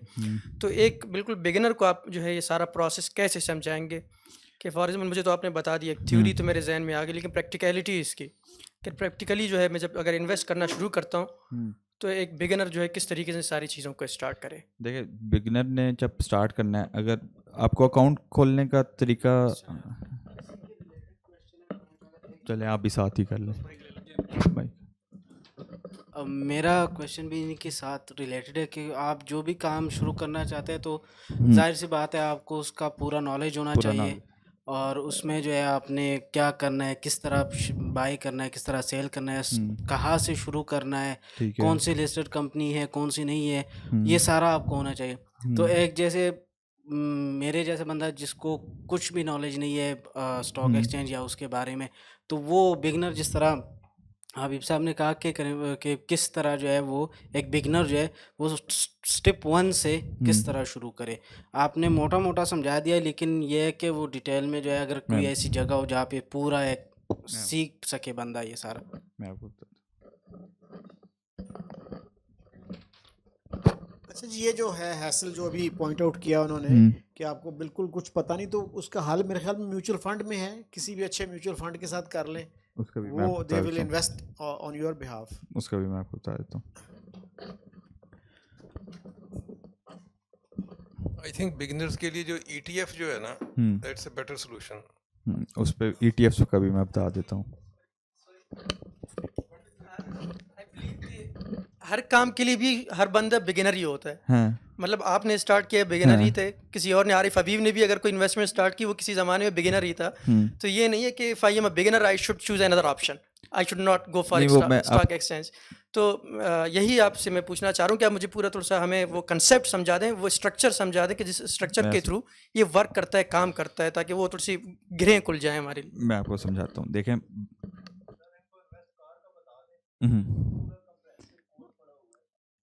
वो असल में मसला ये है कि उसमें ये सवाल नहीं कर सकेंगे ना उनसे। हाँ,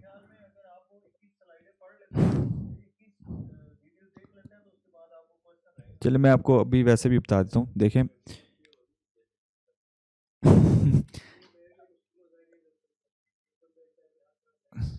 ठीक, अच्छा, अब स्टॉक मार्केट में ना अकाउंट आपका डायरेक्ट इसलिए नहीं खुलता कि जो ब्रोकर्स हैं ना, वो आप एक चीज़ होती है KYC, नो योर कस्टमर, ये जो वेरिफिकेशन का प्रोसेस है ना, ये ब्रोकर का रहा होता है।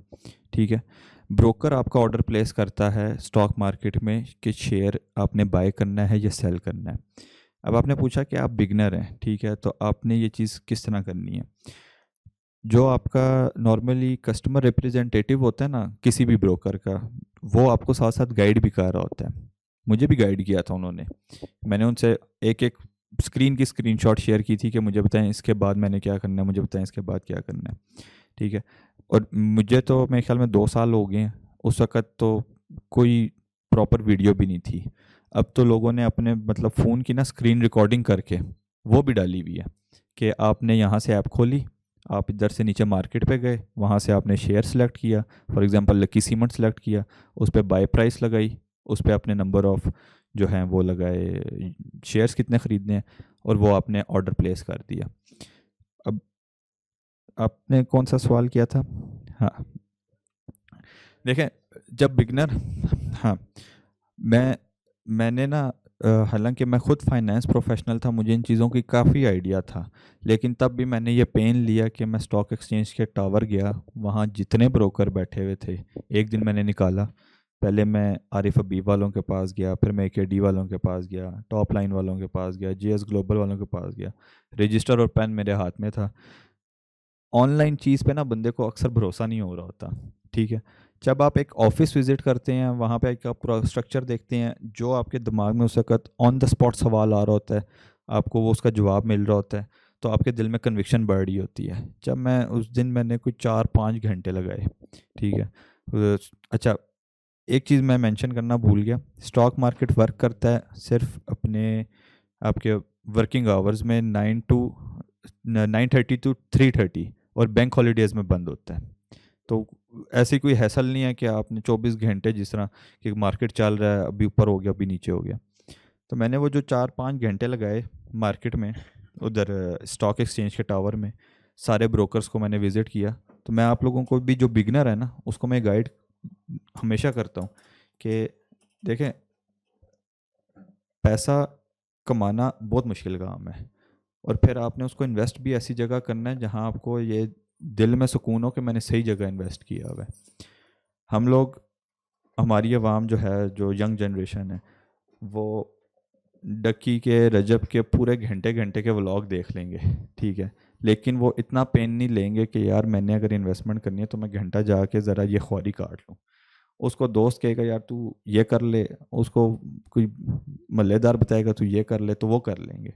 सबसे पहली चीज़ है आपने पेन लेना है, ठीक है। आपने पेन लिया, आप स्टॉक मार्केट के गए बिल्डिंग में। मैं भी आपको भी बता देता हूँ, 5th फ्लोर पे AKD का ऑफिस है, 3rd फ्लोर पे नहीं 5th फ्लोर पे आरिफ हबीब का ऑफिस है, 3rd फ्लोर पे के 4th फ्लोर पे AKD का ऑफिस है।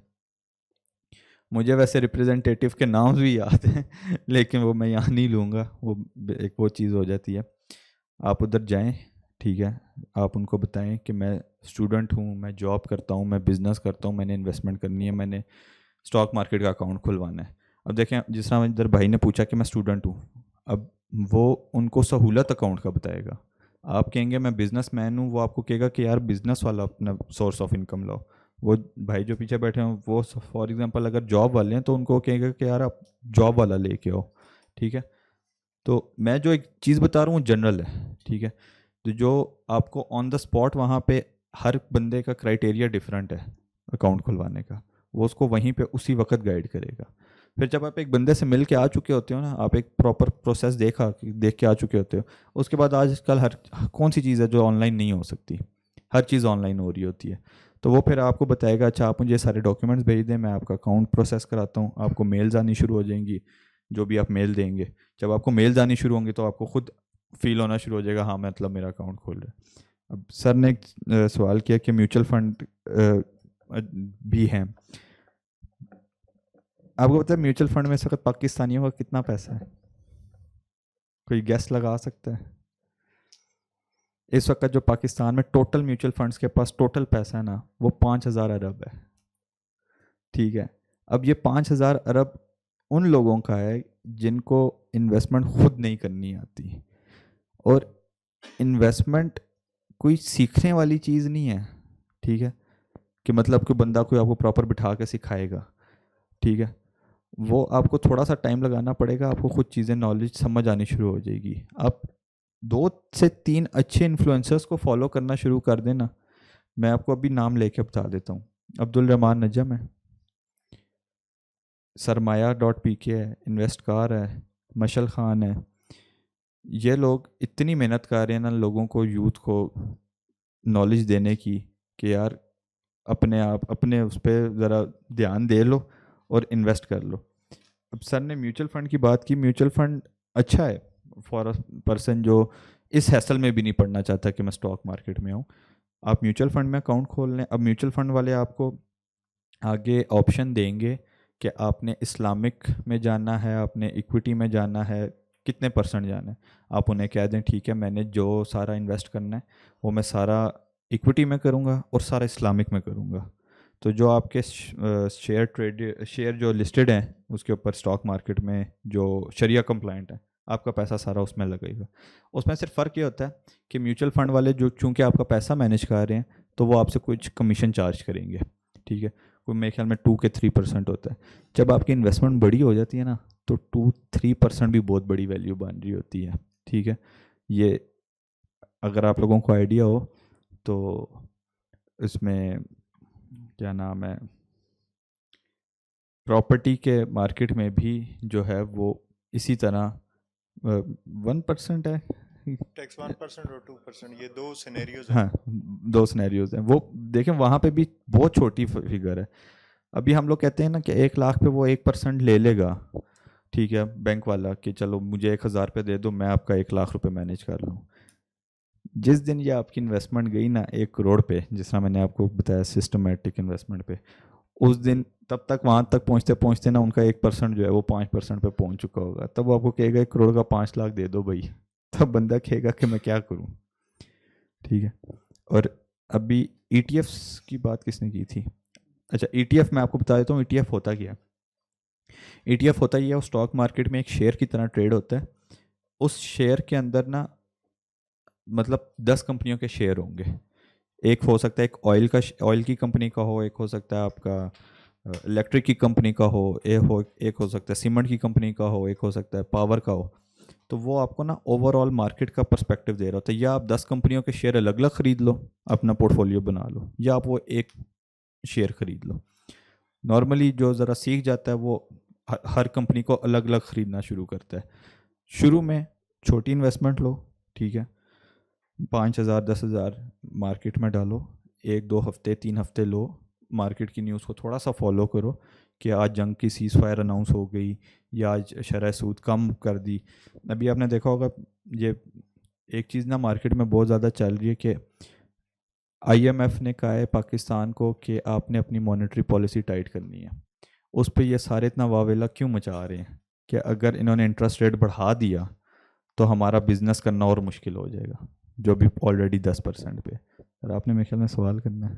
सर मैंने बताना था क्योंकि न्यू बीच में लोग बहुत हैं, वो कहते हैं उनके लिए सबसे बड़ी टिप ये है कि सबसे पहले आप अपनी टैक्स रिटर्न फाइल करें, क्योंकि उस पर आपको 20% एक्स्ट्रा मिलेगा। अदरवाइज आप हाँ 35 का मार्जिन है, और अगर आप टैक्स रिटर्न फाइल करते हैं तो फिर 85-15 का मार्जिन है आपको। मैं आपको बताता हूँ, अगर आप फाइलर हैं ना तो आपके ऊपर जो कैपिटल गेन टैक्स लगेगा वो 15% है, नॉन फाइलर हैं तो वो 30% है।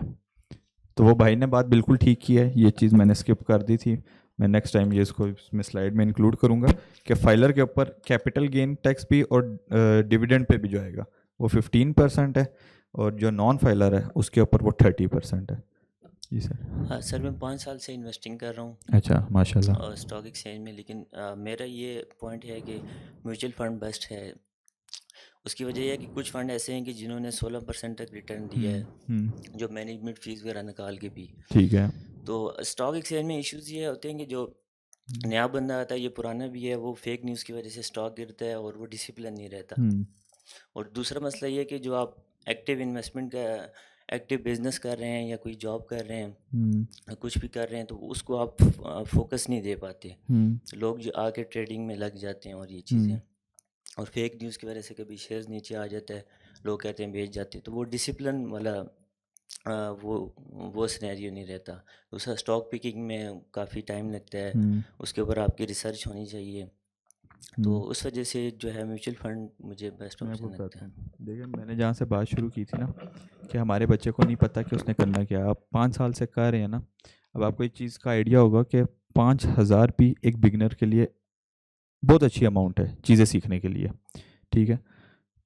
आपने अगर आपके पास इतना टाइम नहीं है, फॉर एग्जांपल आप म्यूचुअल फंड में जाएं, मैं आपको ये नहीं कह रहा कि आप म्यूचुअल फंड में ना जाएं, मेरा बेसिक बात करने का कंसेप्ट ये है कि इन्वेस्ट करें, चाहे आप म्यूचुअल फंड में करें, चाहे आप स्टॉक मार्केट में करें, चाहे आप गोल्ड में करें, या अगर आपके पास इतना पैसा आप रियल एस्टेट में करें।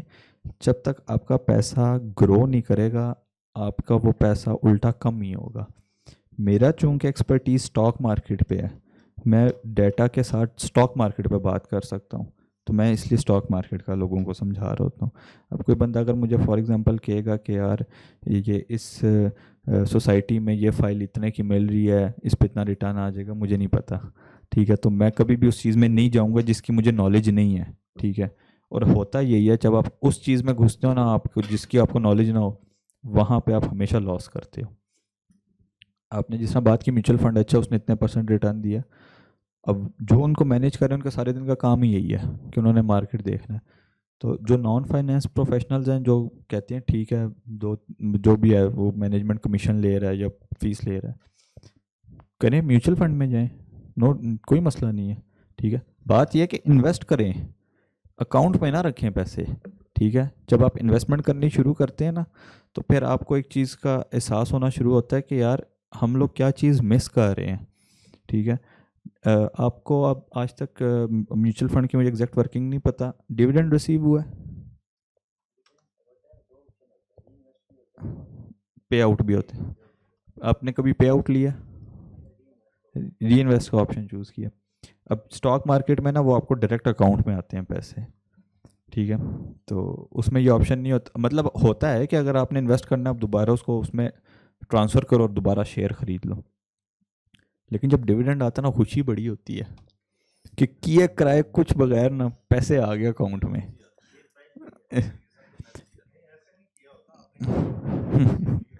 देखिए अब आपने जो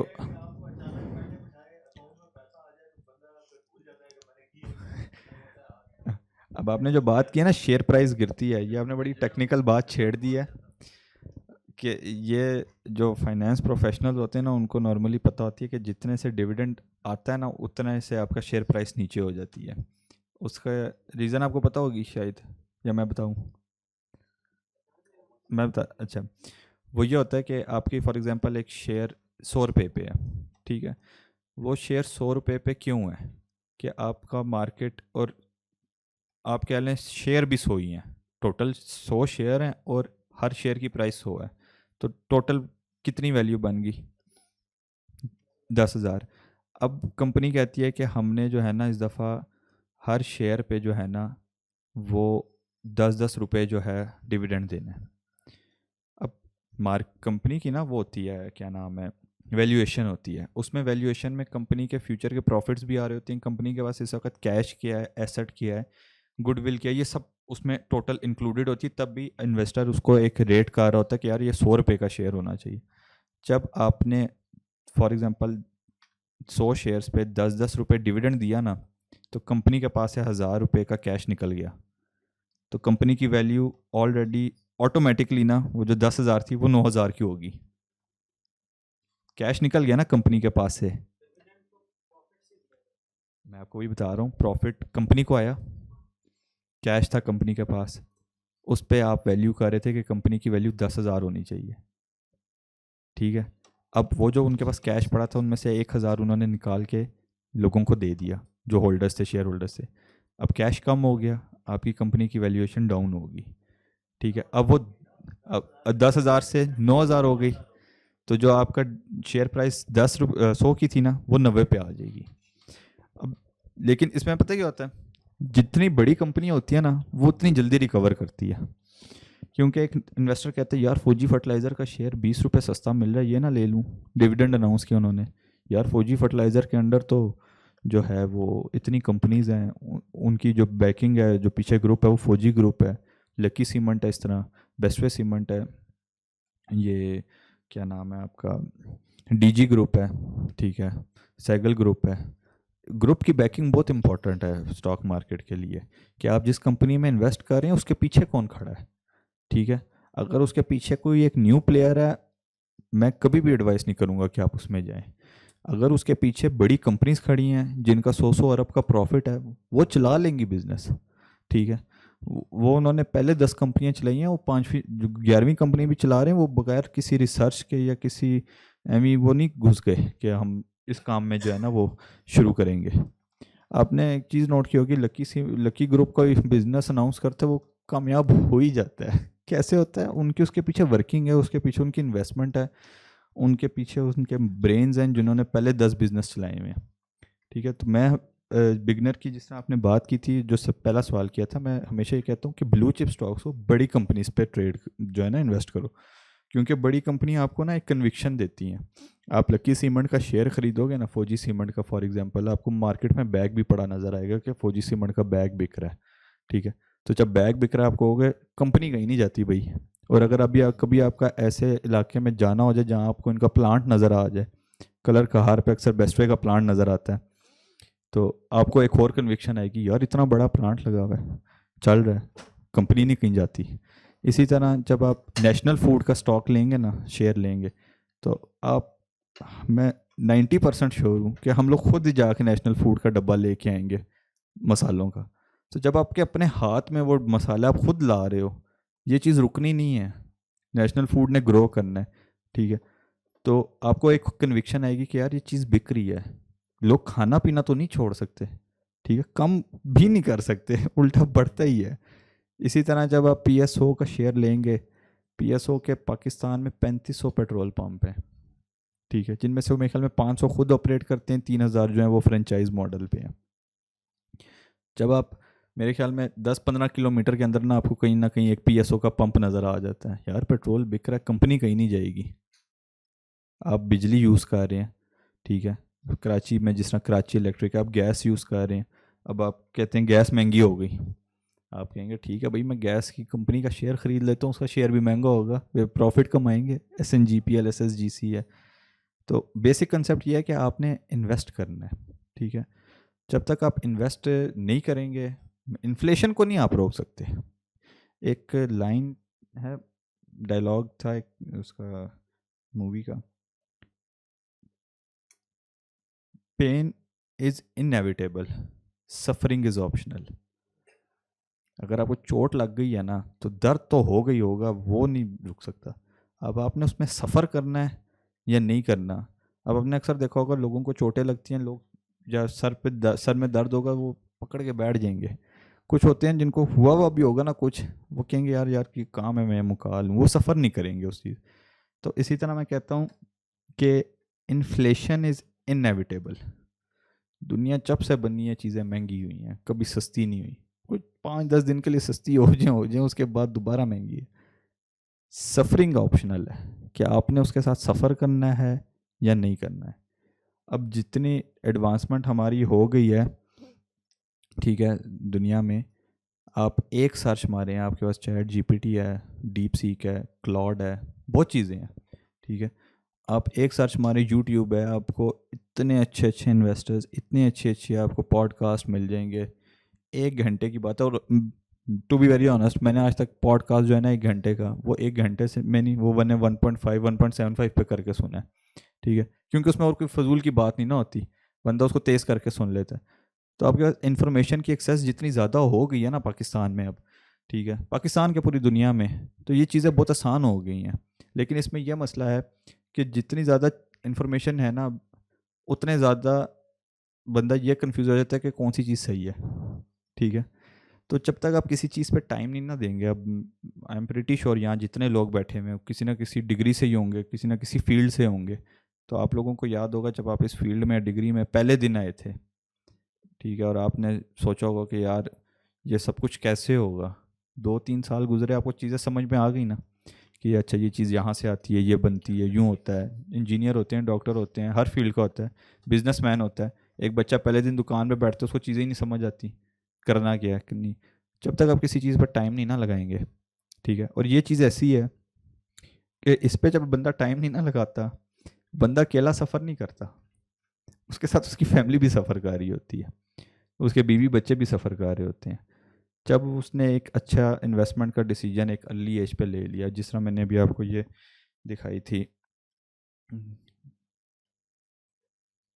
ये अब जिस बंदे ने ये डिसीजन, मैं कसम से मैं सोचता हूँ कि मैंने लेट कर दिया। मुझे चीज़ 2015-16 में करनी शुरू कर देनी चाहिए थी, उस वक़्त हमें होश क्यों नहीं था। लेकिन अब जब मैं अपने से छोटों को देखता हूँ ना, तो मैं कहता हूँ कि यार मुझे ये बात पता है, तो मैं इनको क्यों ना सिखाऊं कि यार 10 साल बहुत लंबा टाइम है कंपाउंडिंग को वर्क करने के लिए, कंपनीज़ को ग्रो करने के लिए, मार्केट को ग्रो करने के लिए। 10 साल पहले जो शेयर, आज जो शेयर फॉर एग्जांपल 100 का है, वो 10 साल बाद 100 का नहीं रहेगा, ठीक है।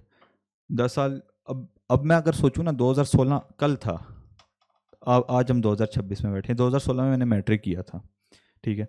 अभी मैं सोचता हूँ यार मैट्रिक किए 10 साल हो गए, ठीक है। तो मैं कहता हूँ मुझे काश ये बात उस वक़्त पता होती ना, तो उस वक़्त मैं लड़ झगड़ के अम्मी अब्बू से जो पॉकेट मनी मिलती थी वही लगा देता, तो आज मैं काफ़ी सुकून में होता है। जी सर।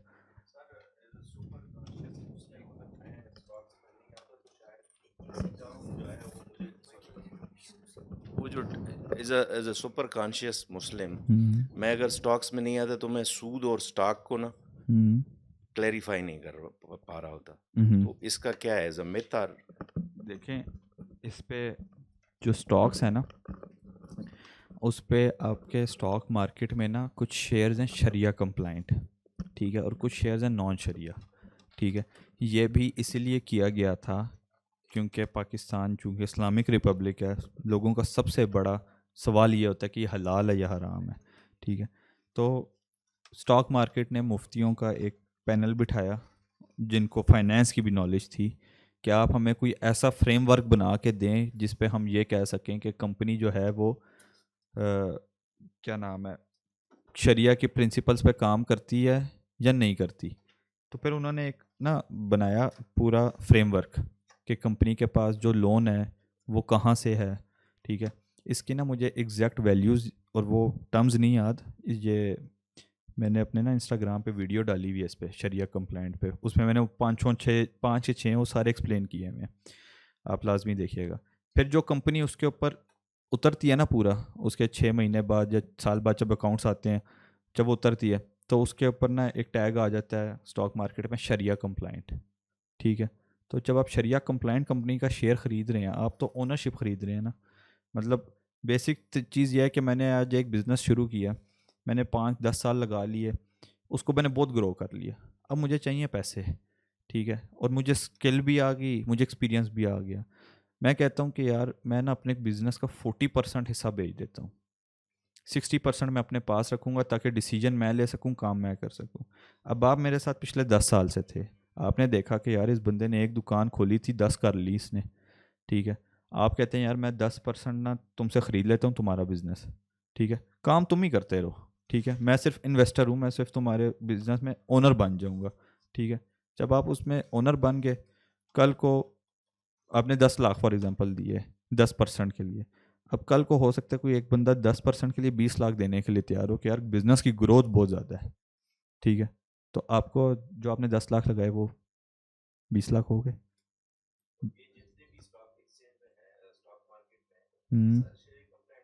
सारे नहीं हैं इसमें, मैं आपको बताता हूँ। जिस तरह मैंने KSE 100 की बात की ना, एक इंडेक्स है KMI 30, कराची मिज़ान इंडेक्स 30, उस 30 में जो टॉप वो जो 30 कंपनी है ना, वो पाकिस्तान की टॉप 30 कंपनीज है जो शरिया कंप्लाइंट है, ठीक है। KSE 100 में और भी आएंगे जो शरिया कंप्लाइंट नहीं है, उस KMI 30 में जो है ना वो सारे शरिया कंप्लाइंट ही आएंगे। ये इंडेक्सेस वाली बात भी मैंने एक वीडियो में की हुई है, टॉप 5 इंडेक्सेस ऑफ PSX, वो आप लाजमी देखिएगा उस, ठीक है। और अस्सलाम वालेकुम सर। वालेकुम सलाम। तो सर हम कुछ स्टूडेंट्स हैं and unfortunately little to no financial literacy के साथ समझ लें। तो हम कुछ अर्सा पहले ही हम डिस्कस कर रहे थे कि प्राइस बॉन्ड्स में इन्वेस्टमेंट का, तो फॉर्चुनेटली आपका सेशन भी हमें मिल गया करीब में काफ़ी। तो आप हमने आपका स्टॉक्स का सेशन ज़ाहिर लिया, तो अब हमें और कन्फ्यूजन हो रही है कि हम प्राइस बॉन्ड्स की तरफ भी जाएं या ना जाएं। तो आप हमें क्या एडवाइस देंगे कि हम एज बिल्कुल बिगनर्स हम उस तरफ जाएं या ना जाएं?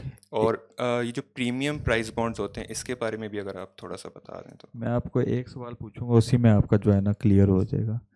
प्रीमियम प्राइस बॉन्ड मेरे ख्याल में एक 25,000 का, एक 40,000 का है, ठीक है। आपने 25,000 लगा लिए, 20 साल तक वो ना निकला, क्या होगा? 25,000 के ऊपर आपको किसी ने 26,000 भी नहीं देना, ठीक है। लेकिन यही 25,000 जब आपने स्टॉक मार्केट में लगाए हैं तो देखा उस प्राइस, एक चीज़ का कंसेप्ट होता है इंट्रिंसिक वैल्यू। जब आप कोई चीज़ ख़रीदते हैं ना तो उसके पीछे उसकी एक अंडरलाइन अजम्पशन होती है कि इस चीज़ की ये वैल्यू क्यों है, ठीक है। अब वो प्रीमियम प्राइस बॉन्ड के पीछे क्या है? एक लक का एलिमेंट है कि निकल आया तो बहुत अच्छा मिल जाएगा, ना निकला तो वो 25 ही रहेगा। जब आप शेयर ख़रीदते हैं ना तो उसके पीछे इंट्रिंसिक वैल्यू क्या है कि बिजनेस हो रहा है, ठीक है। आपको मैं एक आइडिया देता हूँ, टॉप 10 रिचेस्ट पर्सन्स का आपको आइडिया होगा, इलॉन मस्क है, ये वो, इनमें से किसी के पास भी कैश नहीं है, इन सब के शेयर्स हैं कंपनीज में। इलॉन मस्क के उसमें है, टेस्ला में है, स्पेस एक्स में है, ट्विटर में है, ठीक है, जो आपका मेटा है, ठीक है, मार्क जुकरबर्ग आ जाता है, और कौन है, वॉरेन बफे। वॉरेन बफे तो इन्वेस्टर है ना, उसके इतने ज़्यादा शेयर्स हैं कि वो दुनिया के टॉप रिचेस्ट पर्सन्स में आता है। अच्छा, हाँ जी, मेड आउट। मतलब ये जितने हैं ना ये सब प्लांट हुए हैं और उनको कहीं ना कहीं से प्लांट करके फिर मेड आउट हुए हैं और अब फिर इस पे ये मैं ये आपका अच्छा मेरा एक थोड़ा हाँ, सा कंसेप्ट क्लियर जी कर दें जी जी इंटरेस्ट के ऊपर ना सूद और प्रॉफिट वगैरह क्या है। हम्म इसमें होता है कि कर्ज जो लेता है वो कर्ज देने वाले से वीक होता है और ये दो पार्टीज होती हैं हम्म और जब उस पर वो सूद लेता है तो ये एक एक्सप्लॉयटेशन में आता है। इस वजह से इस्लाम में भी या एज ए मॉरल ऑर्डर मना किया गया है। ठीक है लेकिन जब हम बैंक को देते हैं तो देने वाला जो है वो लेने वाले से ज़्यादा एक तरह का वीक ही है, उसके पास ज़्यादा पैसा है तो वो पैसा इन्वेस्ट करता है और कारोबार पैदा होते हैं, एम्प्लॉयमेंट्स पैदा होती है और एक बंदा जो पैसा जमा कराता है उसका कंसेप्ट ये है कि इस पर रिटर्न मैंने नहीं लेना क्योंकि आराम है। दूसरा कहता है कि जस्टिफाइड है क्योंकि जो भी पार्टी है वो मजबूत पार्टी है और कारोबार है और इन्वेस्टमेंट है और मैं तो मतलब एक बेशक साइलेंट इन्वेस्टर हूँ लेकिन मेरे बदौलत तो कई हाथ काम कर रहे हैं और दुनिया में फैले हुए हैं। ठीक है जी जी, इसमें फिर हम इंटरेस्ट और प्रॉफिट को कहाँ डिफाइन करेंगे apart from moral order as a common sense. आपका मेरे ख्याल में सवाल ये है कि जो एक इंटरेस्ट है वो प्रॉफिट भी तो हो सकता है, मतलब जो लोग कहते हैं कि ये एक इंटरेस्ट है।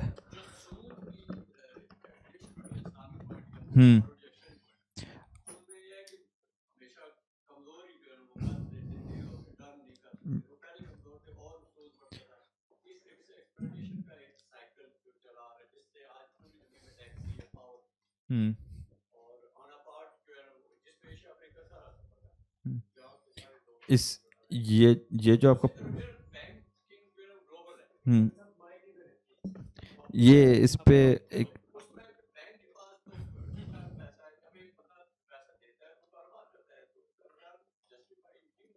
ये एक अलग डिस्कशन है, ये इस पे मैं आपसे करता हूँ बात। ठीक है, मैं एक शॉर्ट सा एलिमेंट ऐड करना पड़ूंगा। कुछ भाई ने बड़ा ज़बरदस्त क्वेश्चन किया। एक बुक है रिच डैड पुअर डैड, वो ये कहती है, भाई ने बड़ा ज़बरदस्त जवाब दिया, लेकिन मैं इसको कंट्रास्ट में एक और सिनेरियो बताऊंगा आपको। आपने 25,000 का बॉन्ड ले लिया, वो 20 साल नहीं लगा तो नहीं लगा। ये भाई 20 साल मेहनत करते रहे, इनका 25 साल में बना 10 करोड़, आपका बॉन्ड लग गया, आपका बन गया 20 करोड़। तो रिच डैड पुअर डैड ये कहता है कि आप ऐसे करें कि आप अपने पोर्टफोलियो को डाइवर्सिफाई करें और उसमें अपने लक के एलिमेंट को लाजमी रखें, क्योंकि लक जो है ना ब्रेव लोगों को फेवर करती है। तो आप ऐसे करें कि आप कुछ ना कुछ अपनी लक के अगेंस्ट भी रख दें। तो आप 50 लाख हैं तो उसमें से 10 लाख आप लक के अगेंस्ट बॉन्ड लेके रख लें, उसमें से लगा तो वो बाकी आपके पूरे साल की मेहनत को ना उसने डबल कर देना है। तो और दूसरा ये है कि पैसे के बारे में ये कंसेप्ट छोड़ दें कि पैसा बढ़ नहीं सकता, पैसा बढ़ सकता है और टेक्निकली बढ़ेगा, इसी तरीके से बढ़ेगा। ये जो कहते हैं ना कि इस्लामिक कंसेप्ट इसमें क्या है, KMI 30 है, वो टोटली इस्लामिक है, आप उस पर आएँ। और बजाय इसके कि वो पैसा बिल गेट्स की जेब में जाए, आपकी जेब में क्यों ना आए? आप क्यों इस एंगल से नहीं सोचते कि जो है ना गोरे किस तरह से उन्होंने सूद की सिस्टम को निज़ाम बना के सारा कुछ ले गए हैं? तो आप अभी आए ना, इस फील्ड में एंटर हो। चलें इस पे जो है ना आगे इंशाल्लाह मैं इनसे कांटेक्ट में रहता हूँ ना। एक छोटा सा क्वेश्चन था कि हाँ जी। करंट सिनेरियो में आपका क्या आउटपुट है मार्केट की जो सिचुएशन है, और जिसने इंडेक्स जब 190 पे था उसने एंट्री ली है, तो उसके लिए आपकी क्या मैं है अगर आपको अपना पोर्टफोलियो इस वक्त दिखा दूँ ना, -30% पे है। वो देखिए मैंने अभी आपको इसलिए ये चीज़ समझाई कि देखिए 2000 से 2026 तक क्या कुछ नहीं हुआ। ये जो भी ईरान और US की जंग हो रही है, इसका डायरेक्ट इम्पैक्ट पाकिस्तान पे सिर्फ तेल के लिहाज से है। पाकिस्तान ने पिछले 20-25 सालों में और भी बहुत ज़्यादा चीज़ें देखी हैं, तो हमेशा स्टॉक मार्केट ने रिकवर किया है। तो जब आप एक इन्वेस्टर की सेइंग है कि जब आप एक बियर साइकिल बर्दाश्त कर लेते हैं ना, एक इन्वेस्टर जो जब आपका मार्केट गिरा हुआ होता है, उसके बाद उसमें ना कुछ अलग लेवल का सब्र आ जाता है। ठीक है, चढ़ते सूरज के पुजारी सारे होते हैं कि जो चढ़ है, स्टॉक मार्केट चढ़ है, जाने दो जाने दो जाने दो, ठीक है, बहुत पैसा डबल हो गया, ट्रिपल हो गया। असल आपका टेस्ट ही तब होगा जब वो नीचे आएगा। और जो बड़ा इन्वेस्टर है ना, वो हमेशा ये कहते हैं कि जब मार्केट नीचे आए ना, उस वक्त और ख़रीदो, क्योंकि तब आपको ज़्यादा शेयर्स मिल रहे होते हैं। मैंने आपको बीच में एक एग्जांपल दिया कि जब यहाँ पे कपड़ों की किसी दुकान पे सेल लग जाए तो वहाँ पे आपकी लाइनें लग जाती हैं, और जब मार्केट में सेल लगती है, स्टॉक मार्केट में या म्यूचुअल फंड में, तो लोग बेच के भागना शुरू हो जाते हैं। अभी आप जो मेरा इस वक्त करंट सिनेरियो पे स्टांस ये है ना कि अगर आपके पास आप 100% इन्वेस्टेड हैं, आपकी कंपनीज अच्छी हैं, आपका वो अच्छा है, क्या नाम है, पोर्टफोलियो अच्छा है, सब्र करें, सीज़ फायर अनाउंस होगा, सब कुछ ठीक हो जाएगा। अगर आप 100% इन्वेस्टेड नहीं है, अगर आप लाइक 20% 30% आपके पास और है, उसको स्टैगर्ड बाइंग रखें, डिप्स के ऊपर बाय करें, ठीक है, ताकि आपकी जो टोटल इन्वेस्टमेंट है ना, मतलब टोटल होल्डिंग जो है वो अच्छी हो जाए। और तीसरा ये है कि अगर आप बिल्कुल बिगिनर हैं कि आपने अभी तक इन्वेस्टमेंट की नहीं, 10% की हुई है अपनी, तो इससे अच्छा टाइम ही कोई नहीं है क्योंकि जो 190 से मार्केट नीचे आया हुआ है ना, इसने दोबारा भी जाना है, ठीक है। मेरे साथ बहुत लोग हैं जिन्होंने 185, 182, 188 पे बाइंग की थी, ठीक है। वही ये है कि जिन्होंने पहले 150 से 180 वाली रन मिस कर दिया था, बुल रन, उन्होंने अब दोबारा एंजॉय कर ली, ठीक है। इंशाल्लाह दोबारा फिर कोई सेशन रखेंगे, इसके ऊपर ज़्यादा आगे डिस्कशन करेंगे। Thank you.